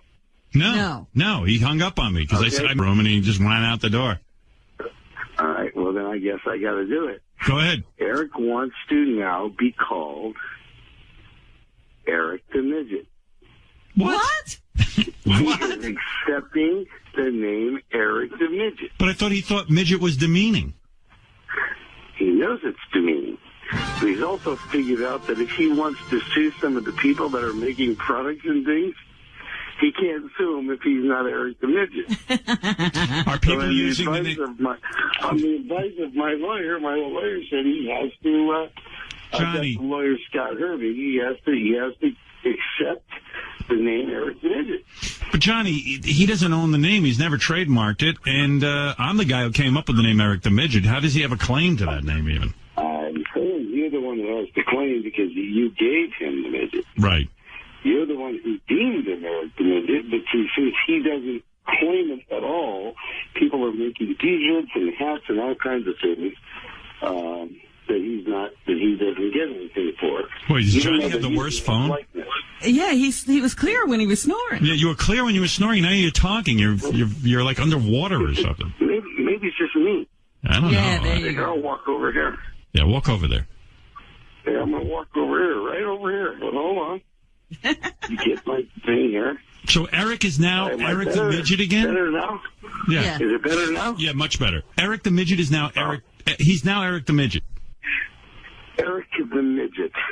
He is Eric the Midget. From here on in, he is Eric the Midget. Well, I got to hear it directly from him. You know, I mean, this is sure crazy. He will call in, and then you can ask him, "Are you Eric the Midget?" He will have to say yes. And what products are out there on the market as Eric the Midget? Howard, you wouldn't believe it. There are T-shirts, cups, hats. Wow. Some guy had keychains made that were like little keychains that were his. They're like little miniature things of his body. You know what's funny now? Yeah. I'm so used to calling him Eric the Actor that now I'm going to piss him off by calling him Eric the Actor. And he's going to yell at me and go, "Hey, I'm Eric the Midget." You got to call me Eric the Midget. Yeah, He'll be screaming at you. Or ETM. He made me include ETM in there too. Wow. All right, Johnny. I got Howard, on March 8th. I mean, on the May 8th, he's going to actually be in New York for an event, a charity event. Great. That he was Bring him brought in. to. So he will be. Oh, here he is. Hold on, Johnny. Here he comes. Is this really true, Eric? You're now Eric the Midget? Yes, but I would like to be referred to as the actor formerly known as Eric the Midget. No, We don't have all day. Yeah, Eric, to announce. that's no. No, I'm calling you Eric the Actor. We got used to that. You're not Eric the Midget. You're Eric the Actor. That's what you made me call you, and that's what I'm calling you.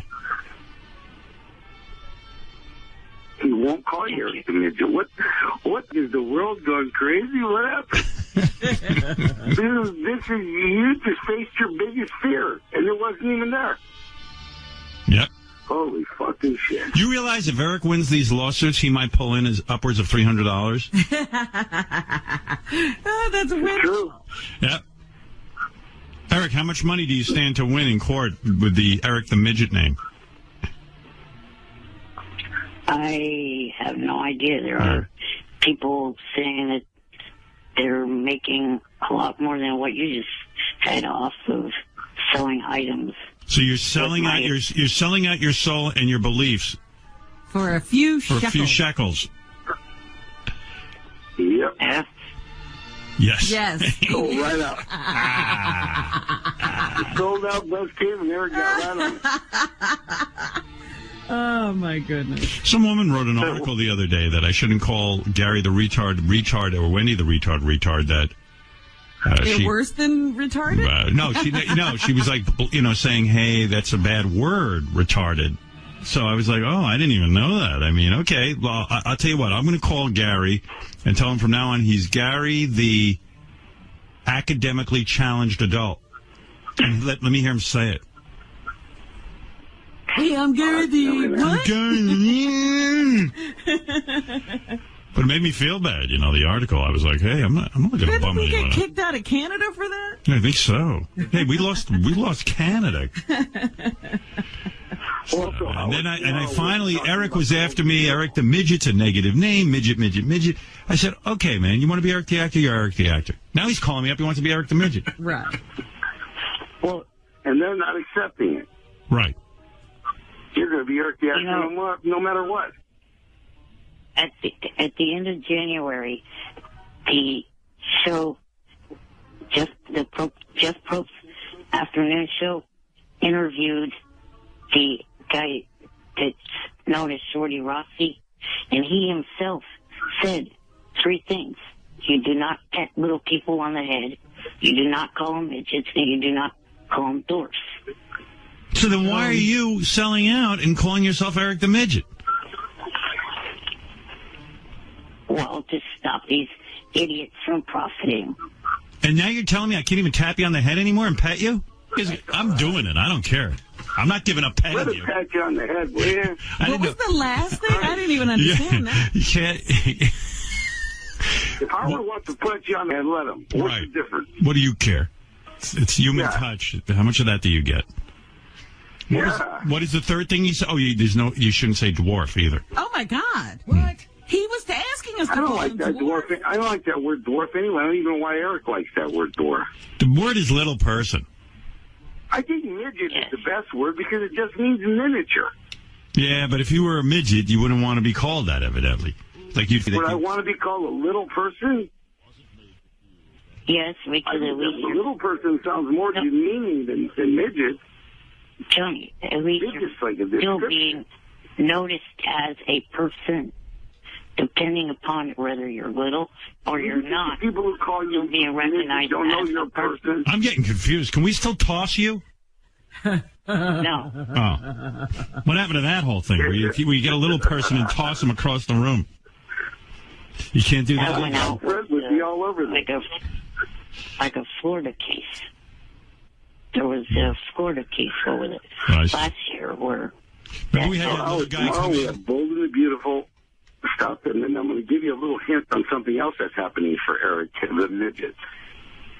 We have a movie, a feature movie by a giant writer. A giant? Now, can you call him a giant? Yes. I don't even know. All right, listen. Hey, guys, I got to go, all right? How big the guy is.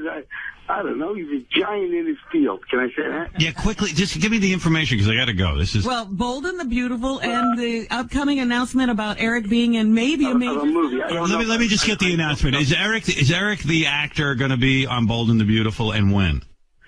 Eric the Midget will be on Bold and the Beautiful. Actor. And what were you saying, Eric? Eric the what? Eric? Formerly known as...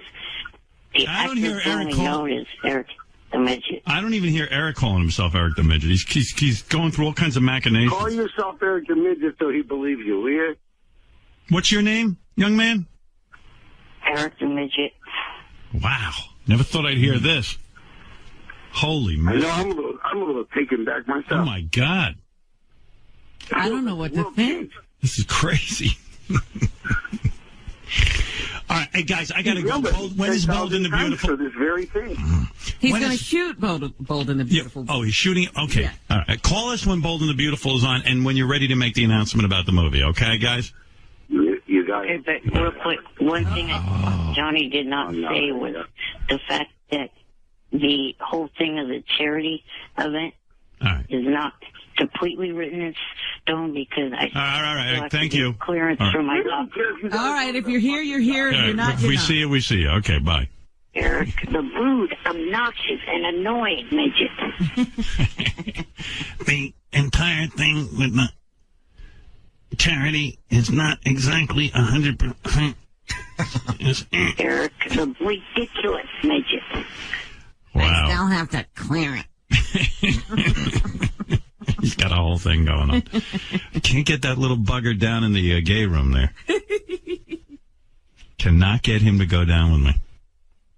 I had Johnny down there, but he didn't know it. That's wrong. Johnny slept his way through the homo room. Yes. Johnny looks out with his pants off, and I had it completely open. I can't believe I was able to maintain my composure and stop myself. You know, that shows a good deal of self-control. I'm trying to teach young people out there. You can't take someone when they're fully asleep. I had them wide open. Could have done whatever I wanted.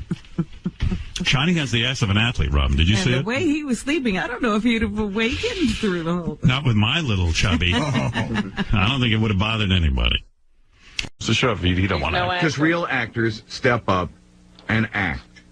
Real actors shave their head. You know what? If I had the right role, I'd shave my head. Sure. Look at what De Niro has done. Gained weight, lost weight, shaved his head. He's got one acting credit. That was courtesy of you and the sympathy of that one show. Right. All I'll say is the people that I'm possibly going to be working with. Possibly. Wanting to work with them for a long time now, and now I'm All right, so go work for them. Do you think if they find out you're no longer on the show, they'll still want to work with you, Eric? Think about that. I just know that they don't want to do it if I have a mohawk. But will they want to work with you if you can't plug what you're doing here? That's the one thing in the... That's the stipulation. All of a sudden, that's the thing. You realize hair grows back, right? Yeah. Yeah, but not in a time that... Okay, well, all right, Everything has to be right now, huh? All right. Their project can't be put off. You can't do everything, all right. Eric. No reason to argue, Robin. That project Obviously, he wants to work with those people and not us. I'm not going to let Colin go further with this thing and start really, setting it up. Yeah, that would be wrong. He's already Can't put we in work. find someone else? Let's make someone else famous. Next time I get a midget. How about that guy that was in here the other day? That Dominic? Yeah, but nobody cares about seeing Dominic. Shit, because he had a look. Eric's the draw here. Yeah, we got to find somebody better than Eric. Eric's got me over the barrel. Yeah, but Dominic in someone else's pants. Eric can't do that. All right, Eric. Well, there we go. Another project failed. You don't want to fly with balloons. Loser. Bye. Hey, wait a minute. The room keeps suggesting to me a fake mohawk. Fake mohawk? I don't know how good that'll No work. fake mohawk. I'll talk to Colin about that, but we'll see. Thank you. What about Taxi Driver with Gary the Retard? Why not? He's actually in the movie. Oh, is he? Yeah. Oh, he's already got a role. He had a role, yeah. Is there anybody they're not using? Artie's in it, too. Beetlejuice? I'm glad. Beat's not in it. Now you're costing me acting work. If this means I don't make my benefits... Why not Beetlejuice as the taxi Why can't driver? Eric wear a wig for his other project and get a mohawk for ours? Because it's live TV. So? Say that. Ant has a whole wig. He does There's a lot TV of all the guys. time. There's a lot of guys in show business that wear wigs for other projects. Yeah, Burt Reynolds. There's an A-lister, which I don't know if he's out or not, but he appears in a lot of movies, and he definitely wears a piece. I never saw your... I never saw you without a hat on anyway. I've been without a hat on the cam. All right. All right, I got to move on. This is silly. Yeah, he has such luxurious locks. Somebody needs that hair. Thank you, Eric. It's I can't tell you guys what the project is. Well, go check with the people. Well, go call those people and see if they, I can't imagine what you're involved with that's so top secret. Yeah, we're so sick of you right now. All I'll say is that they're going to be here in the state of California from June 1st all the way to the 9th. Who is it, the Wachowski brothers? No. Well, why can't you start filming after June? He said June 1st to the 9th of June? So why can't you begin principal photography on the 10th? And shave your head? Yeah. I guess I could, but what if they want me to continue working with them past that? I don't know. I got to go. You've got other commitments. This is silly. We contracted with you first. We had an oral agreement. This has actually been in the works for months. But they didn't lock it in. We were locked in. Is the name of your character Full Head of Hair Harry? What project? I got to think. What project could Eric be involved in where it's required that he have a full head of hair? No, nothing. Have they seen that scary mustache of yours? They like that. That they like. Oh, my goodness. And I could have been in it too, man. You're pulling the rug out for me for an opportunity to shine in a motion picture.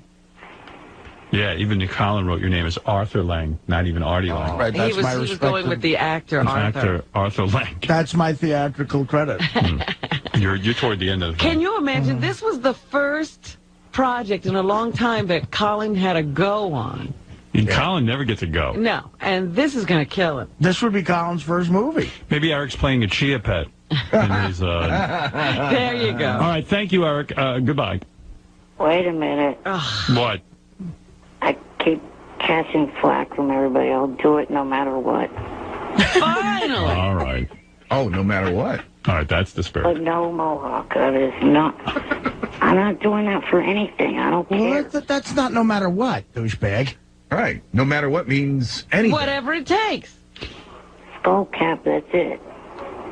He must be involved. His other project must be wrestling, because they're in from June 1st to the 9th in Sacramento. Really? Yeah. You got a wrestling deal going? Well, World Extreme Cage Fighting or something, because I remember from the commercial. He's probably been contacted by them. Eric's becoming a cage fighter.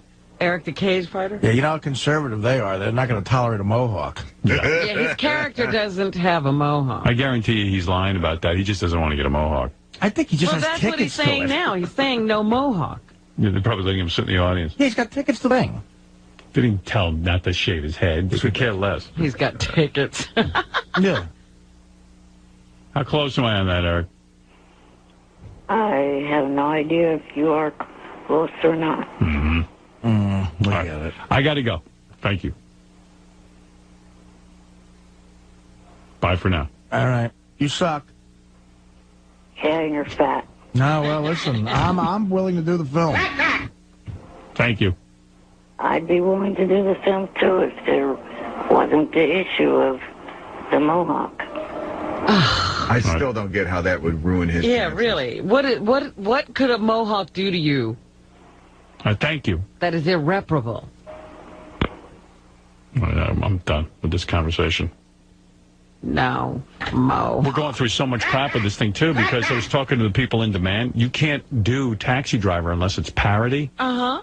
And there was even an issue that we might not even be able to do it. So we're sitting there and meeting with lawyers, which cost money. And it might never even happen for other reasons. Oh, dear. It turns out. Yeah, I was contacted 2 days ago. But it can't. It is as soon as you see him as the taxi driver, isn't it a parody? Yeah, well, I read the script. It looks pretty parody to me. 99% of it seems like it's jokes Colin wrote. I don't think anybody's going to confuse him with De Niro. Yeah. But, you got to make sure. In other words, money's being invested already with lawyers. I mean, and not only that, the time. This could be a cursed project. It could be. It might never. We might never tune into Howard TV and see this movie. This could be a took. Eric's a took. Yeah, but I will tell you one thing. Colin did write a killer script. I read it. Well, that's why I'm trying to resurrect it with some other person in the lead role. I don't know. This might be... Maybe Fred. No, this might be just a role that only he can play, unfortunately. You could play it. Nah. You'd get a mohawk. I know I'd get the mohawk, but I couldn't do him. Right. I mean, who could be him? Who could be Eric the Midget? Who would want to be him, but who could be him? Let's make it JD, and it's about the 7 chicks he brought. JD could play the taxi driver. But does it work with the script? No. Honestly, no. We could adapt. We need a malcontent midget. Script to Eric, yeah. Honestly, it doesn't. We can adapt. Get Robert Town on the phone. Anyway, so... Get Paul Giamatti. Putting the Eric Mohawk issue aside, let's say we can clear that obstacle. Uh-huh. We still don't even have clearance from lawyers, believe it or not. Well, I don't understand this. We're not distributing it like a movie. Yeah, I know. But evidently lawyers have brought up some points, and they had to see the script, so I sent it over to them last night. Wow. Whole thing. Artie, who knew? How did it work on Mad TV when you guys did the parody stuff? Well, we did parodies on our Channel 9 show. But those all guys... they were trailers. We would do trailers for, but I can't see why. Saturday Night Live, everybody does parodies of movies. I don't understand that. Yeah, well, I'm just telling you, there's some lawyers They're involved. acting like we're remaking the Taxi Driver. People are getting nervous about this project. Yeah, is this maybe is this considered a remake? I think that's what the concern was, actually. Believe it or not. There's the issue. I swear to you. I said, what issue is this? They go, we might not be able to make the movie. You better send us the script. I go, you're kidding me. They go, you got to make sure that it's parody. I said, it sure looks like a parody to me. It can't even possibly be confused like a real movie. I mean, not unless you went out and hired Keitel. Well, Jodie Foster. And this one has Diana DeGarmo. That's beautiful. Has she confirmed? No. Well, she's doing Well, I can't tell you what project she's doing. Yeah. But she needs her hair. No, First of all, he was lying about that. You know, no project came to him that said they needed his hair. Right, he just doesn't want to shave his head. Right. All right, we're going to take a break, and there's a lot. All right, so first of all, Eric the Midget. There was a huge discussion about all the super fans. It was Jimmy Kimmel, Jillian Barberie, Jeff Probst.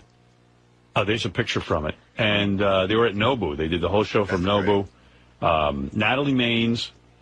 And they did a whole discussion on Eric the Midget. And, boy, it was funny as hell. Really? Yeah. No, it wasn't. I'm not in a good mood. Why? What happened? Jillian had no right to say what she said. What offended you? What offended you? Calling the girl that I was with a whore when she doesn't even know her at all. What girl? I didn't hear that part. What did she say? She said... Oh, the whore. Yeah, from the Bunny Ranch. That's a whore. She is a whore. Yeah. She said it in a mean, spiteful way. How do you say whore sweetly? Oh, you mean that offended? I thought you were talking about when Jimmy Kimmel and Natalie were talking about how Eric got laid. Uh-huh. And Jimmy was talking about, Natalie goes, do you ever visualize what it's like when Eric would be, have you put that picture in your head yet? And Jimmy goes, of course. He goes, I picture it like a deflated soccer ball. Well, here, wait, I'll play it. I picture him on top of a girl going, I'm in you. I see Natalie's career deflating. Oh, well, He's on fire. Here's a clip. I wasn't seeing Ralph. Have you and Ralph... Wait, that's not the clip. Hold on. I'll find it. Maybe I can find it. Sounds like Eric did the sound for Maybe this is it. How excited were you to hear about Eric the Midget losing his virginity? Oh, it was almost as if I'd lost my virginity over again. I was so Jimmy excited Kimmel. for him. I'm not positive that I believe it completely, but because Eric does have a tendency to make things up, but he was at a whorehouse, so it's not out of the realm of possibility. And he certainly had a lot of details. I would love to. Oh boy, that tape I would like. Totally. Have you? I've visualized it in my head. Have you? Oh, of course. And that's so wrong. It's like, I would think it's like a damaged volleyball or something, Where I was going to say it's kind of like those beach balls that they bounce around at a concert or a festival. Like, don't you just see them sort of passing them around and just real... And the nozzle comes out, and then suddenly... And I was wondering also, do you guys know what's going on with the Eric the Midget real doll? They said you're like a beach ball you pass around at the beach. I thought you got pissed at that. That was another comment that pissed me off, too. Yeah. All right. Yeah, you took a beating. Did you hear when they called you? Yeah, and then some of the people, I forget who was who, but some of the people think waste of time, and Jillian doesn't even want to hear you on the air. Ooh. Jillian goes, I don't want to ever hear that. Jillian was like, I don't even get the whole Eric the Midget thing. Like, really? Why? She goes, when he comes on, I turn off the radio. Oh, Eric was getting slammed by Jillian. Wow. Because Jillian's Slammed. such a fan. Yeah, but she said the one thing she hates is Eric the Midget. Wow. Anyway, so Eric the Midget took a pretty good pounding on that show, too. Hey, Eric, I couldn't talk to you before. What is it you want to say? I guess you have a rebuttal. Well, I don't know what the hell her problem is. I never had anything for her to begin with, and she just starts off on me. Now it's on with big time. Who are you upset with, Jillian Barberie? Jillian, and then, of course, your fat, chubby-ass, unfriendly or unfunny little friend, Jimmy Kimmel. What did he do? What did he do? Calling me a deflated beach ball or whatever he called me. So he said that you having, Eric announced that he lost his virginity over at the Bunny Ranch, and Jimmy and Natalie. And by the way, Jimmy, FYI, true, you stupid sack. He also implied that he didn't know how true it was. Yeah, well, Eric, in fact, Eric in 2 weeks, I think, is coming in here with his two. That's what I heard. Is that true, Eric? Yes, it is. Yes. You're going to be in our studios? Eric's flying in. If you want, bring Ed Torian in. Okay, we will. Then we'll settle a lie it. detector? Yep, he'll take a lie detector. Did you ever call Eric the Midget? Johnny has nothing to do with it either. By the way, SFN retards. You're saying you got these girls on your own? Yes, it was set up between Dennis Hoff, myself, and Rich. That was it. Well, anyway, Eric was upset for a couple of reasons. Jimmy Kimmel on the Superfan Celebrity Roundtable version 1 said that when he envisioned... Please still have a version 2.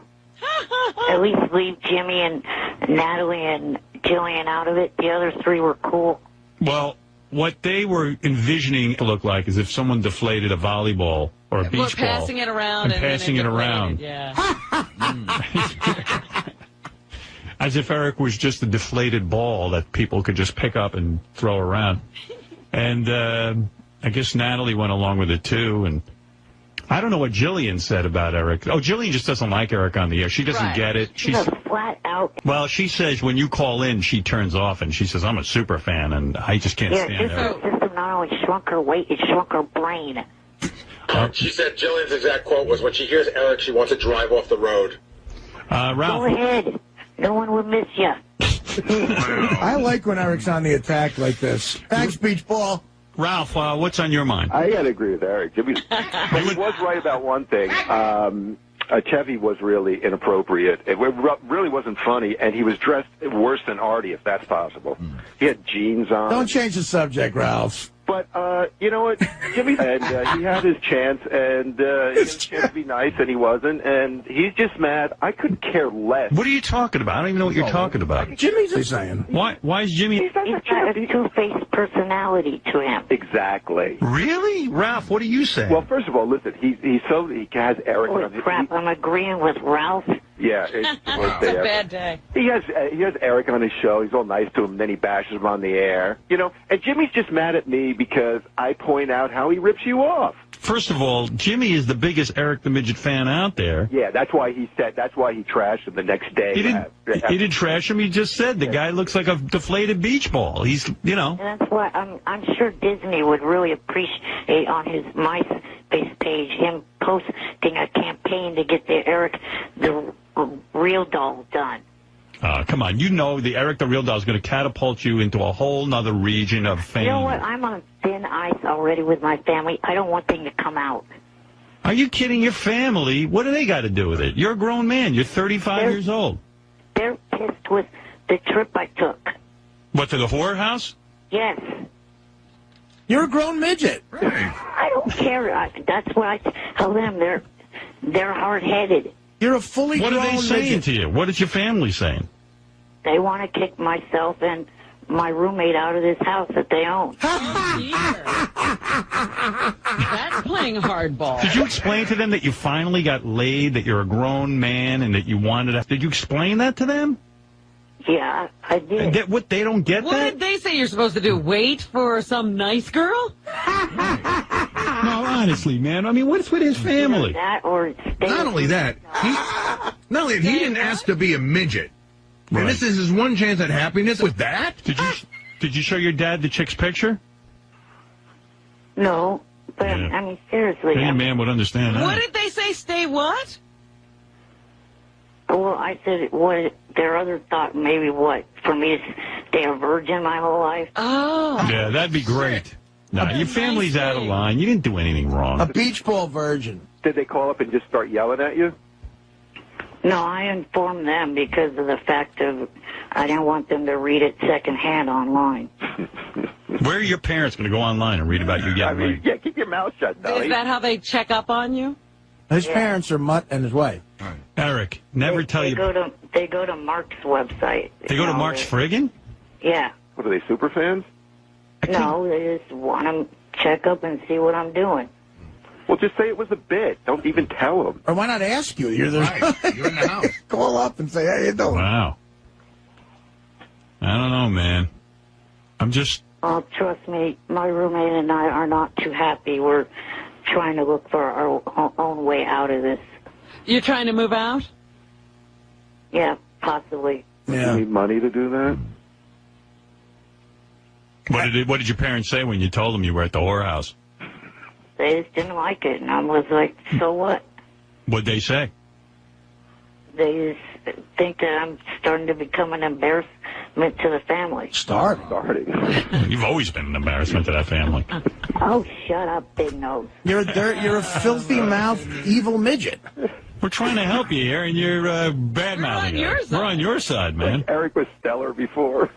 What is it, Gary? Shockingly, for the first time in ages, I actually feel sorry for Eric on a couple levels. First of all, Not me. the guys, listen, his family's got to understand that it's very difficult for him to meet women. Right. And they got to understand that the guy, no matter what height and shape and everything, the guy's got needs. Yeah, he's finally. And the other thing is he's like a man-child because he's very independent, except he's totally tied to them. And I met his roommate. His roommate ain't no young Warren Beatty either. He's not going to get anywhere being that wingman. Eric, would your parents ever really put you out on the street? I certainly hope not. They would. Yeah, actually, they wouldn't. Just do whatever you want. Threaten it, though. You want to know what, though, Eric? Your parents ain't going to throw you out. Take a look at you. There's no way they... Everything. Do drugs. Get drunk. Flat chick. Is that what is that? At the bottom? What are you talking about? If he starts drinking, Sal said, we know what it can lead. You know what? There's something wrong with you. You're going out, handing out hundreds, and you're off the wall. I'm up money! Hey, speaking of that, Artie, could you hand Jason my 300 so I can get that from him this week? Yeah, sorry. Jimmy Kimmel told me not to. You know, Eric, if your parents kick you out, you could live in Sam Simon's doghouse. Let me tell you, that's really nice. You can live in that retreat up there, Valerie. Right. Hey, Eric, well, I hope that works out, man, but I'll tell you what. I don't think anybody's throwing you out. Although you'd make a mint as a panhandler. Now, you could always but you know what? Eric wanted to go back to the ranch. He had an open invitation. So now what does he do? It doesn't matter what they say. I am going back. You are. Of course he is. He got a scent of it. Midget. He got a whiff of When are you going back? Well, I've been invited back for Dennis's birthday. When is that? I think it's the weekend of the 8th. Mom! November 8th? Yeah, they're not completely sure because certain people, it kind of hinges on who can show up and who can't. I bet the girls can't wait to see you again. Can you send a camera, Howard? Yeah, we got to get it. A lot of them definitely enjoyed having me up there. Oh, God, they must love crack. Don't get nutty, Eric. I mean, really. Have you told your parents you're going back? No. Oh, you gonna? Not yet. Mark Svriggin's going to tell him today. Oh, yeah. Are you going to tell them? Yeah. Uh-oh. That's going to be a comfortable conversation. Hey, Howard, I always forget. Eric, how old are you again? 31. 33. Oh, 31. It's going to suck when you're on cam with a dumpster in the background. Robin. I said 33. Okay. Oh, I thought I heard you say 31. I thought you were 35. I thought it was 31. Who gives a... He's not 3 years old. It's fascinating. Eric, I'm sorry, but I do have to make the Eric Real doll. They even voted on Superfan Roundtable. Everybody wanted the Eric Real doll? We're out of it. Right. Oh, it's going to be great. Yeah, you're going to be getting a lot. I can't wait. Yeah, but it's only a doll. Don't get all uptight. It's actually only half a doll. Yeah, it's only a doll that looks like you that we're paying. Hey, what if I get that guy from Mark's Friggin to say that Eric's going to the library? Instead of saying, like in code, instead of saying to a whorehouse, say he's going to the library today. Eric really likes the library a lot. He's going to be visiting often. You want me to make a plea for that, Eric? Sure, that will work. Okay. Hey, Mark from Mark's Friggin, cut the guy a break. He's getting a lot from his family. If you could just write library, we'll all know it's whorehouse. Right. Who knew that the family was checking out Mark's Friggin to figure out what Eric is up to? Yeah, say he's going to the library, a whore. And I want, even those animals on SFN who hate my guts, I wanted to say, give Eric a break and just write library. But they're not going to listen to now. Who's going to believe that he went to the library? Exactly, You his think family. his parents aren't going to know the code? No, they don't know anything. Tell him he went to an A's game. Oh, wait, it's October. The A's don't play in October. No, but for the whores who go like... The Yankees aren't playing either. 26 rings. Fat ass. Eric... 9 rings, so we're right behind you. Yeah, right. Eric finished 5 books this weekend. Instead of girls, you say books. Girls are books and library is whorehouse. Yeah, the A's are right behind the Yankees. Like you're right behind Larry Bird in height, you dick face. Last week, Eric would have said he read 2 books. Right. Right. And they charged him. And then the book vomited. Book picked him up and put him on the bed. I know the dude from Mark's Friggin has, like, unbelievable rules about what he does. Oh, and, really? Yeah, but if he could make an exception on this, that would be very nice. Give a midget a break. I bet he won't do it. Because I know Mark Friggin, and he's a nice guy. We tried to get him to write some stuff for the website. He didn't like his words being abbreviated, even. Wow. He's got a whole thing going. He's just like, I'd rather... So you don't think he's going to accept a code? Yeah, we were going to give him like a job to write the howardstern.com, and he was like, but you guys edit my stuff. And we're like, well, yeah, I mean, it's a little lengthy. Have you ever met Mark Strickland? Looks like Bernard Getz. Does he? Yeah. He's an odd-looking guy. He's a nice guy. What are you talking about? Bernard Getz is a handsome dude. But I don't know Mark personally, but I know, I know what he does, and I admire his abilities. He's been in the JFSC before. He's cool. All right. Nobody cares. Well, he's going to help you out, I think. JFSC right now is not too cool, and I left it. You're gone with You're it? separated for a while. What happened? Did they put in a height requirement? No, come on. What happened? Two of the mods are being a little jealous or something. They booted out one of the Bunny Ranch girls and banned her, and then kicked out Rich earlier, too. Oh, but he's defending his turf. But you are the JFSC. Without you, there really isn't much to it. Johnny and I, but the two lead mods are on a little power trip right now. The two lead what? Monitors. You see, they got moderators on there, right? Mods. Okay. Mods who, kick people out. But I thought Eric was in charge of kicking people out of his website. But it turns out the moderators are, and they kicked off one of his girlfriends from the Bunny Ranch. I kick out a lot of people, too. But these two have the power to ban people out and other stuff like that. Why would they kick off a chick from the Bunny Ranch? I don't know. Johnny's not too happy about it either. Wasn't it his site? Isn't it called the Johnny Frado Social Club, JFSC? Yeah, it's the tech person that's doing it that created the whole thing for Johnny. Did those girls break Stickum rules? What is that when you go, they broke the Stickum rules? Oh, no. They didn't show any nudity or anything like that. That's the main Stickum rule that we have to stick by. What's Stickum? The company that gives us access to the chat. It's the whole world that I'm sucked into. You see, I know that Jillian tuned out 10 minutes ago, but I got to tell you, fascinated. This guy's on a website. It's JFSC. It's named after Johnny. Johnny and Eric leave. Eric's got the only show on there. I don't know if Johnny particularly left, but he definitely wasn't happy when I was talking to him about what they were doing. All right. Well, at least girls know that if they sleep with Eric, he will defend their honor to the death. Yeah, ladies, get ready to spread those legs. Eric's going to be out there again in November 8th. He's going to be out there too hard. Yeah, he'll even be homeless. You can hear the girls running out now. They're ready to... Like the Munster Mobile. Yeah. You go over to that Bunny Ranch and, all of a sudden you hear the cars... All the girls are taking vacation. This chick, but she told me she has AIDS. Run! None of them have that there. They're all clean. Right, they'd be lying to you. Artie's saying they're lying not to get out of it. They are all clean. Yeah. Oh. All right. All right, Eric. Well, I wish you luck with all your controversies, including your family, including your feud now with Jillian Barberie, Natalie Maines, and Jimmy Kimmel. Does your gutter have Wi-Fi? Because you're going to be in it soon. Can you get that on the street? The other three celebrities were real cool. I definitely don't have any problems with them. All right, Eric. Thank you. All right, Ralph. Thank you. Thank you. Bye for now. Bye for now. Oh, Ralph, shut up.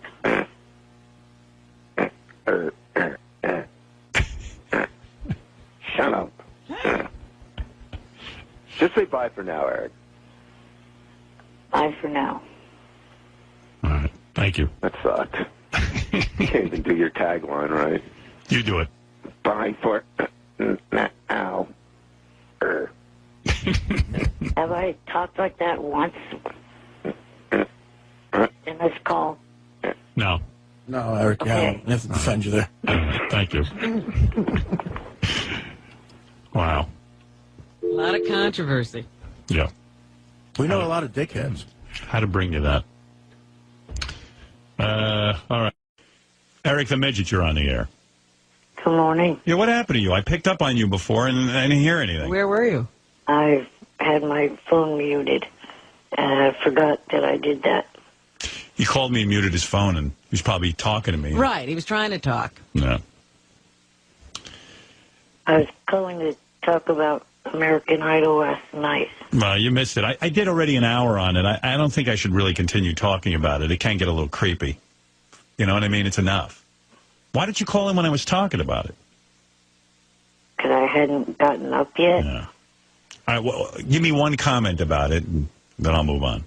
Well, just that I think that Crystal should have won because she sang better, but I didn't like the 3 songs that they picked for her, and she picked. All right, thanks, Eric. Also, last week, did anyone notice that Lee threw a better first pitch than Gary? I didn't see that, but I think most people could throw a better pitch than Gary. Oh, Eric, real quick, a question for you. Without Simon, is the show over? No, I don't think so. Who should be the new judge? I think maybe Elton John would be a good choice. Wrong. Elton John's too nice. Yeah.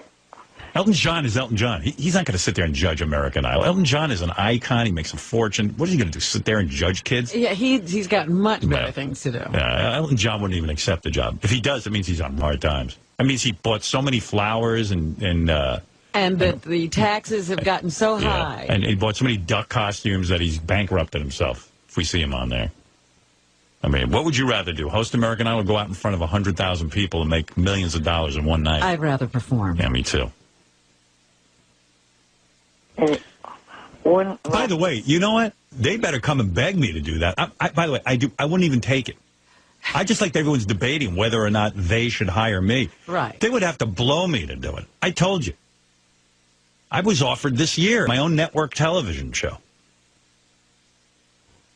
Being a judge. Joe, I would run thing. I turned it down. Why would I go to American Idol where that show's already losing ratings? They didn't even announce how many votes they got for last night's final. You know why? They used to make a big deal about that. They kept it completely quiet. The reason? Because it wasn't that impressive. They're all in denial over They're in bad shape. They'd be lucky to get me. I can't... Eric, you love the show as much as ever? Yeah, and the show still has some kind of influence because last week when I went to the Carrie Underwood concert, the opening group said that after they performed on the show, the song they performed that night went to #1 on iTunes. Right. Those brothers. All right, Eric, are we done? Well, just real quick, two things got misreported about me either yesterday or the day before. That one of them was Steve Link, for one of his reasons for coming out to L.A. was because... Eric, I got to go. There was no misreporting, Eric. No. There was no misreporting. You know about this? What they said was he originally was going to L.A. to cover that, but that didn't happen. Right.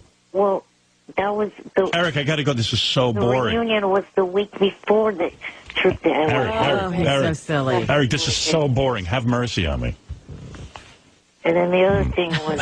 He doesn't have mercy, this kid. 122 on my list, not 102.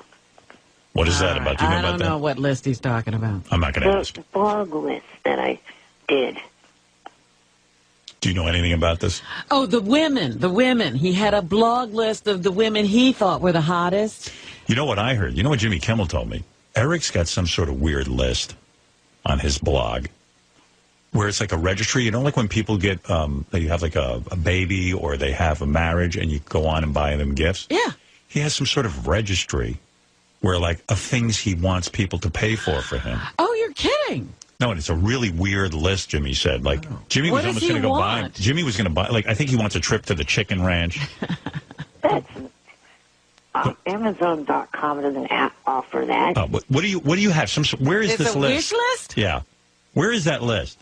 It's on Amazon.com. And what do you read the things you want the audience to buy you? I don't remember off the top of my head. Yeah, I got to get it. My computer. Hey, guys, see if you can track it down. It's wild. Because Jimmy said he was going to go on and buy Eric something. Really? Yeah, because he said it was up. It's like a registry, like a bridal registry. Yeah, but it's what you get him. Yeah. Oh, yeah. He's not getting you anything. Has anyone bought you anything? Yeah, there have been some things that have been purchased off of that. What'd you get? I got some computer games off of the list, some art supplies. What kind of art? What kind of artwork are you into? Just doing some freehand artwork. Like you draw or something? Yeah. I got to see that. Have we ever seen his artwork? No.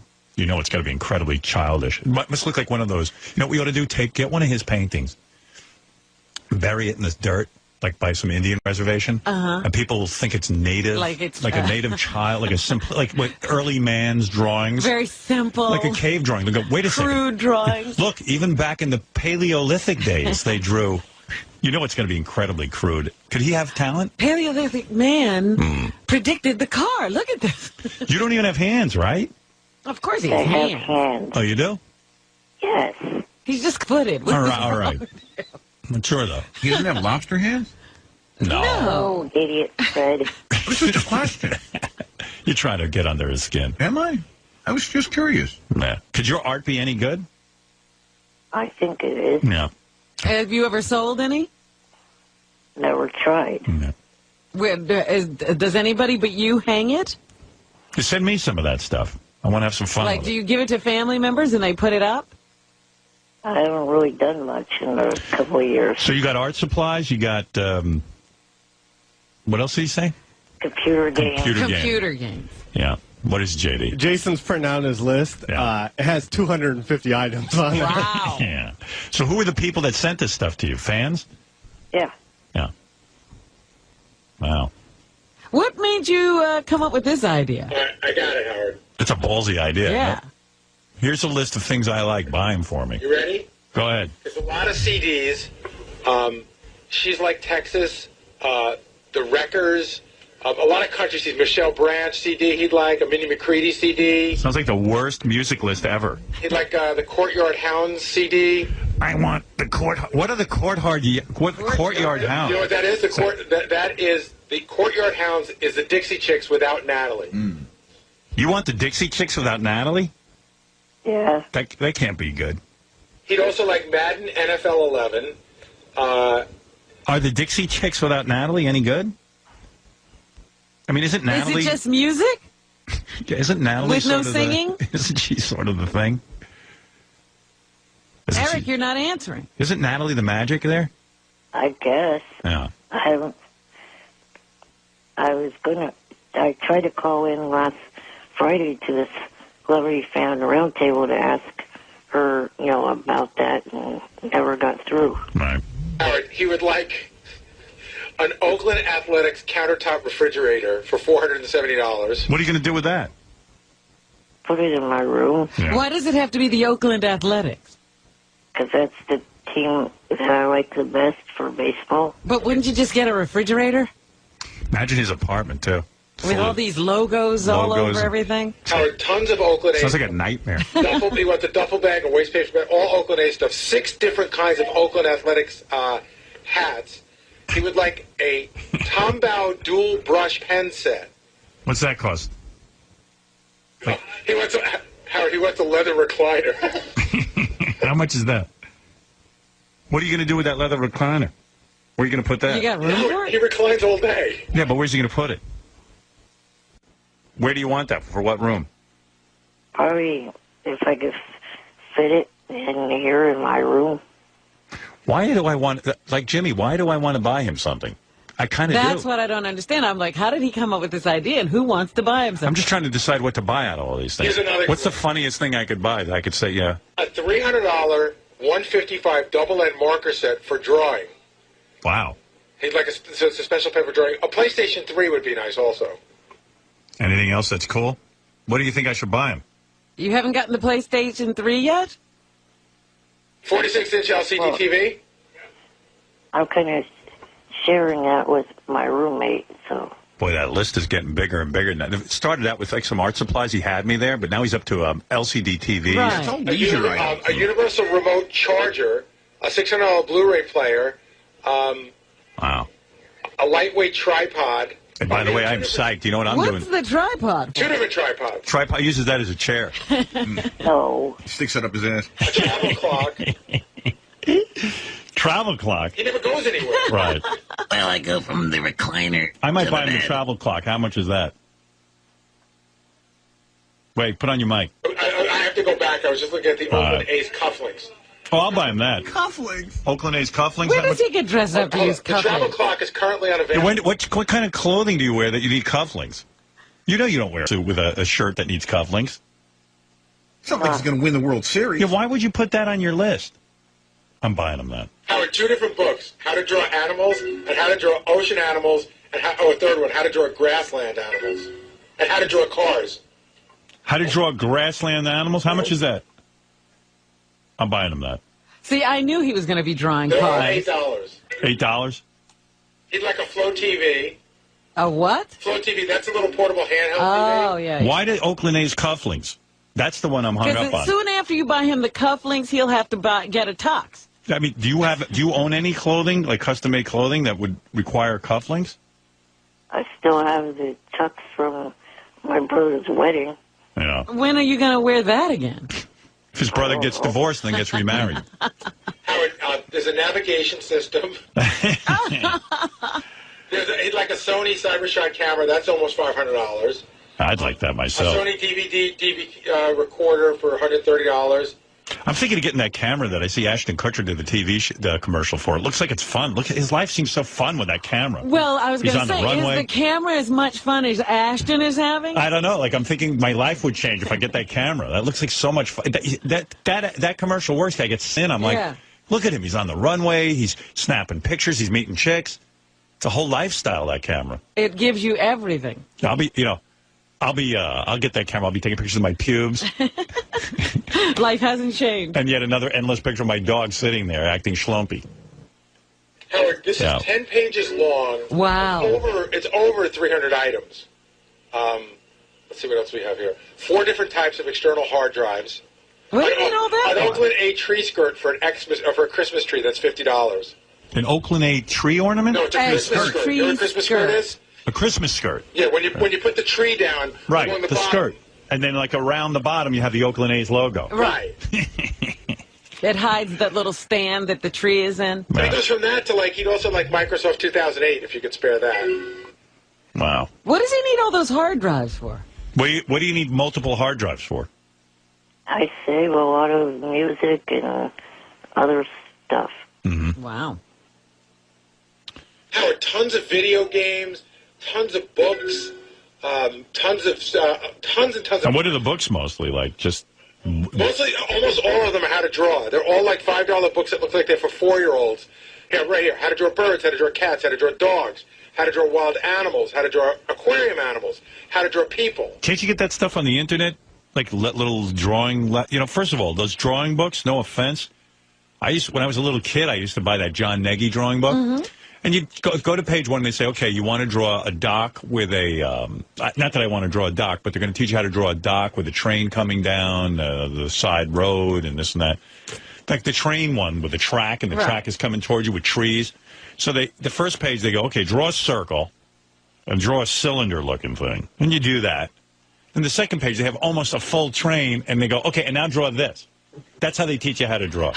They skip a whole bunch of steps. Like they go from the circle to the triangle to almost a whole train.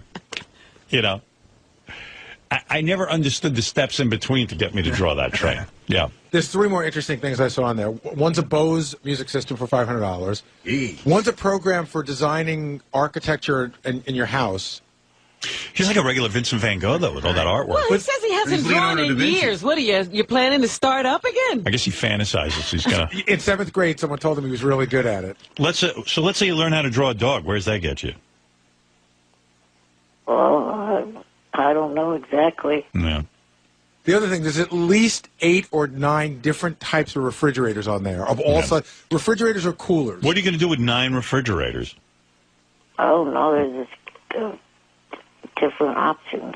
I see.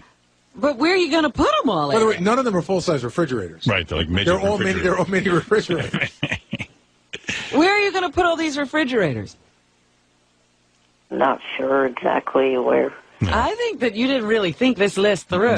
Well, I think he's playing his odds. I mean, the odds of him getting anything is very So slim. ask for 7 refrigerators, Right. maybe you'll get one. Right. Yeah. Like Jimmy Kimmel's looking at the list, and he goes, I'm not buying this idiot refrigerator. By the 9th one down, he's like, all right, I'll get him a refrigerator. Right. They'll wear you down. All I know is Jimmy was like, I think I'm going to buy him something. I was like, He's well. consumed with Eric. Jimmy said to me, how could you not be talking about Eric's list? I go, what is his list? He goes, he has a list on the Internet. But Jimmy's on the Internet 24 hours a day. And to be searching Eric stuff is amazing. Yeah. Who knew Eric was such an artist? He's a regular Vincent Van Dinkrow. Well, he's going to be. I'm trying to think of some names I can give him that would include small words like Leonardo 6-inch. Leonardo the half pint. Yeah. Andy Warsmall. There you go. There Andy you go, yeah. Warsmall. Picasso. What's that? That's the list? No. So this is, hold on, let me get your mic. What is that? That's the list of 15 items that have been purchased. So my question is, did Eric buy those, or did people buy those for him? Major League Baseball 10, the show. That I got with a gift card. Well, So what you about got it yourself. the drawing set? That's $155. Who got you that? I don't think anything was purchased for that much. WWE SmackDown versus Raw 2010, $39.75. Who got you that? That I got gift cards for Christmas. Has anybody bought you anything besides your family with gift cards? Yes, there's a couple towels that got purchased by fans. San Francisco Giants fiber reactive pool beach bath towel. And there was an A's one also. Who bought you that? Fans of the show. You spend a lot of time at the beach? Yeah. He loves the beach. Did you see that guy who just went to the beach? He's laying there on the beach, and he's just relaxing. And an emergency vehicle ran over him on the beach. You know, he wasn't even both wheels. He wasn't even laying there. He was in a chair. He was in a chair. And, you know, I got to tell you something. I spend a reasonable amount of time on beaches. I don't understand why they allow cars on the beach. I understand an emergency these were vehicle. emergency. This All right. is like the SUV from, it was a park person. That I understand. But I see on a lot of beaches, they just let people drive their trucks and cars on the beach. I'm like, what the f? That can't be good for the environment, and it can't be good for people who are laying out. I mean, what kind of thinking is that? But they're like, no, we need to drive our trucks on the beach. I'm like, why? Because you're 4 years old? Yeah, I love those people who need to drive right up to the water. Some guys go, they go, we're fishermen. I go, yeah, okay. Show me where you're making your living fishing. Walk down there with your fishing rod. Stop the crap. Take a little cooler down there with your bait, and you can fish. Come on. Yeah, but that guy got run over by an SUV. Yeah. And he lived. Yeah. They said the sand was soft, but meanwhile, he was in tremendous pain. He broke his spine, everything. Tire tracks, the whole tread right across it. All right. Hey, anyway, I got to go, Eric. Okay. All right. How do we get on that list? Amazon? Yes. Okay. I might buy you something. I don't know. When's your birthday? March 11th. All right. Next year. You'll get something in March. Later. Up in Canada. I just wanted to call in and say how delightful it was to work with Eric. What, Johnny, honestly, are you his manager? I am now, I guess. No, Howard, you know what? He'll call me for little things. And as Eric will do, he'll take a little more and a little more and a little more. So as people called him, he just sends them to me. So with Fringe... In other words, do I make any money or am I... No, I don't. So why does he feel so free to just, criticize you? Entitled to yell at you? Yeah, I don't have a clue. You got to ask him that because I want to know that myself. Hey, Eric. Wait till you hear the way he talks. Eric. Good morning. Good morning. I mean, you don't pay Johnny to be your manager. He was nice enough to negotiate the Fringe deal for you. I've negotiated a lot of deals for him. Yeah, I mean, you got to understand something. Johnny usually gets a cut, if he's really the manager or the agent. Yeah, I mean, I understand that. I watch stuff like Entourage and Pit Boss. That I know that managers and agents get a cut of what their talent makes. And then, and only then, might you have the right to speak to them the way you speak to Johnny. You're abusive. Yeah. Well, see, you're very abusive. I still want to hear, hey, Eric, I still want to hear when Johnny had to talk to your roommate. That's really crazy when the roommate is yelling. Got it. Well, he wasn't talking directly to my roommate. My roommate left him a voicemail. Now, did you get permission? When he's talking about when you and I were talking and Jan was talking in the background. Oh, right. Picking up for you. That's what he's talking about. Right. Did you talk to your roommate about getting permission to play that? Yes, he said it's okay. No.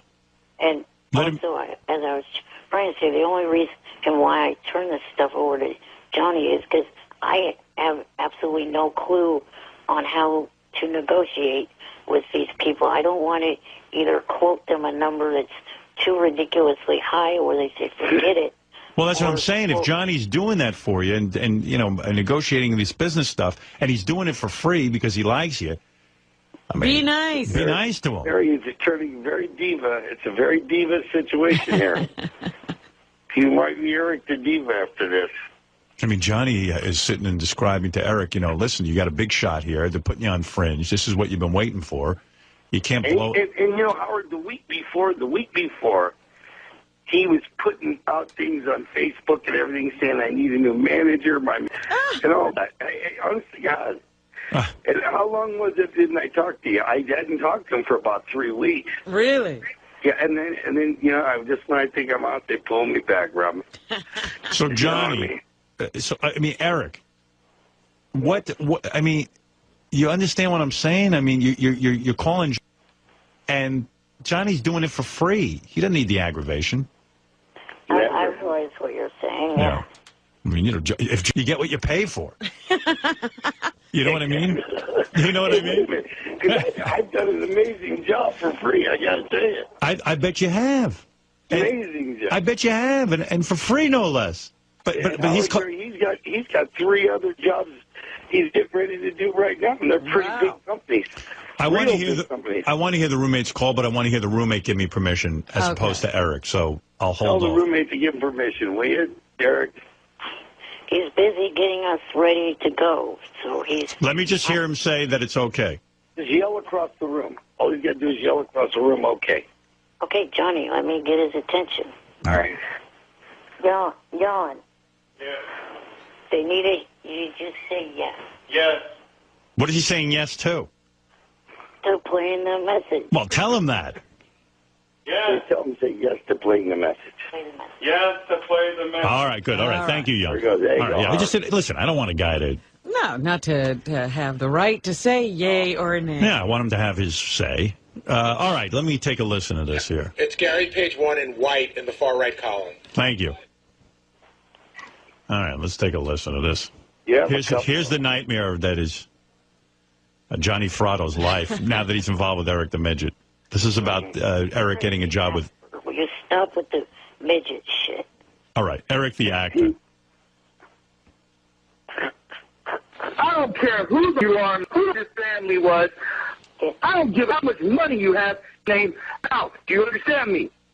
It has nothing to do with me being jealous about Eric getting up. What do I have to be jealous about? It has to do with you coming up with stupid-ass last-minute travel plans for everything always. Always when it comes to you, it's winning. And I'm not going to give website my social security number saying that they'll order my birth certificate and it's all done over the website. That we're not stupid. I call the department myself a bunch of times. I have an appointment right now for Monday and have it done, plus the photo, wherever we get the photo done at. And does that sound like somebody that's jealous is trying to stop somebody? No. I am his only friend, not friend, Howard Stern related friend, or anything like that. I'm the one that takes care of his ass, looks out for him, and You want to do something where we only have days to do it, and who knows if it'll even have really the oxygen there. And if he don't, he can't sleep. If we can't get the oxygen on the plane, do you care if he dies? Obviously not, because you don't really care. That's why you always piss him off. So, get a grip. It's not that I'm jealous. I understand more than you, obviously. You know how long it takes something. And have more common sense about types to say they can you. Oh, well, boy. I got to tell you something. I would never mess with this guy, Jan. Woo. Hey, is he a big guy, Eric? Is he a tough guy? He's a little bit under 6 feet, but... I would this guy. I mean, Johnny, you know, Johnny's dad was the head of the mafia, and I know Johnny, you know, everyone says Johnny's not in the mafia and stuff. I'm not exactly 100% sure Johnny ain't in the mafia. I'm not going to check. Yeah, I'm sure he still has some pen pals. I'll tell you what, I wouldn't pick up the phone and call Johnny like that unless I was a tough guy. Jan's the man. Jan's very, very convicted to his things. Yeah, huh? I mean, of course, I don't know how well that Teamster's going to do driving him up there. I think the Teamster is driving him to Vancouver, Graham Cougars near his Rocco. The guy driving him up there, I think he might be my cousin or something. So Jan is very intense about taking care of Eric, and he wanted to make it clear he wasn't jealous and all that stuff. I guess some things were said. But Johnny, what's keeping you involved in all this? I mean, you know, getting the calls from Jan, getting the calls. I mean, what's in it for you? I mean, I don't. Howard, play another tape. Have JD give you another tape of the negotiation when the fighting starts during the negotiation. I think Johnny is like a battered woman at this point. He doesn't know how to get out. I mean, I can understand if Johnny's living depended on this, but I'm not sure what he's doing. And I'll tell you what, Johnny, Jan's the man. I mean, he's back from you. In your place. It stood right up, didn't he? I like it. Yeah, he told you to off. I don't care who your father was or who you are. He's right. That's right. That's right. That's a real man. He's an absolute tough guy. Stick with that guy, Eric. It seems like he really is on your team. Yeah. Yeah. Oh, he's on his team, no question. I mean, there's no question about that. But you got to play the tapes of the negotiation, Howard. Do we have that, guys? Yeah, they got okay. It. Hold it. Let's see. Play a little negotiation. All right. You'll love that. P2. Where is that? There's 2 clips from yesterday. It's GP2 in light blue. Oh, we played them already? You didn't play the one where they think it's a conspiracy theory. Okay, let me hear that. Let's see. Is it good? I mean, it's okay. They sent over like 15 hours of negotiation. Okay, let me hear this. Is this not going to happen? Just tell me, because I need to know. You're killing me, man. You're killing me. And I know you're not me. I know you are. No, I'm not. No, I'm not.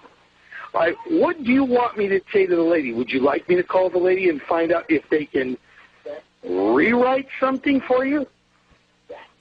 You could, yeah. At a different date? Would that be? Can you give me the date? That, of course, we have to know when they're filming. John feels that there's a reason why there's a different thing. That he feels that this was all created just solely so I would back out and be another, thing on me where I backed out again. But you have no reason to back out, so why would you feel that way? I mean, there is enough time. Today's what date? Today's the 20th. We have 9 days. That's plenty of time. I don't even really, as I was trying to say to you a few minutes ago, I don't really even like this show. Oh, don't say you don't like the show. Wow. Holy cow. Why are you doing all this, Johnny? Howard, I don't know. I just seem to be doing it, and all of a sudden I'm in it. Yeah, I mean, you're like maybe you're the sick one because I am the sick one. Yeah, no, there's no question. It's like you're a masochist. No, Howard, this is the hardest thing I've ever done in my whole life, and yeah, but Johnny, you run several businesses. Yes. I mean, you're a successful businessman. Yeah. You don't even have time for this nonsense. I mean, never. I don't. I don't at all. And this is taking up most of your day. Yeah, that took a whole day. Yeah, I mean, in fact, it took 2 whole days. And you're trying to the woman from casting over there, Sarah Isaacson, lady's a saint. She's a fucking saint. Wow. You would think you were hiring like Cameron Diaz. Yeah, you'd think that something great was going to come out of this, not a 4-line part. You know what, Howard? I started it, and I thought I got to finish it because the lady was so nice. Right. And she came back to me and said, Eric is getting very diva on me. And so she said, will you help me? And I said, sure, I'll get back in there. But it was not easy. You got to have J.D. play the one with me and Jan yelling across Eric, though. That was the good one. I don't know where that is. He doesn't know Eric. I mean, I don't think J.D. has found that. Yeah. I don't know. I guess J.D. didn't pull that one. All right, boys. Well, Eric, when are you shooting? Thursday and Friday. Well, good luck, and I hope you make it there. I mean, Johnny put a lot of work in on this for free. And There's Howard, I told you, there's a Teamster named Rocco driving him up there. I got to tell you something, Johnny. Johnny, that's not the name I was given. Oh, God, Eric. Of course it wasn't the name you were. Johnny's making a joke, Eric. Your agent is making a joke. Johnny, I mean, after all this aggravation, and then you were called a piece of shit. I mean, that's unbelievable. It is unbelievable. Unreal. I mean, Eric, who else would do this for you? I don't even know. I can tell you that. I can answer that question. No one. No one. No one. Howard, if you heard the rest of those tapes, you should be playing them like the Mel Gibsons. You should be just releasing a little bit of them every day. Because when you hear this whole thing, no one would do this. No one. Were you able to negotiate a big wage for him for this part? Howard, if I told you the wage, you wouldn't believe me. Really? Yeah. Good or bad? Unbelievable. Good. 3 figures? 3 figures. And how many decimal points? Let me put it this way, okay? Okay. You know, he's beyond double scale. Wow. Eric. And that's not to mention. And hold on. Per diem for him and John to eat. Per diem for him and John to travel. Wow. I mean, that's, the per diem money they give him. Right. I mean, he got everything he wanted. And an oxygen. And a co-star role. He's going to be co-starring. He is a co-star. On the credits, he'll be listed as a co-star. And an oxygen tank. Yeah, 5 oxygen tanks. Well, the oxygen tanks we handle ourselves through the company that I get my oxygen from. Right, but they're paying for them, right? No, it's the insurance that we're under is paying for those. They got to have rooms, they got to have meals, they got to have all that. Sounds like great deal. Sounds like Johnny made a good deal. I made a great deal.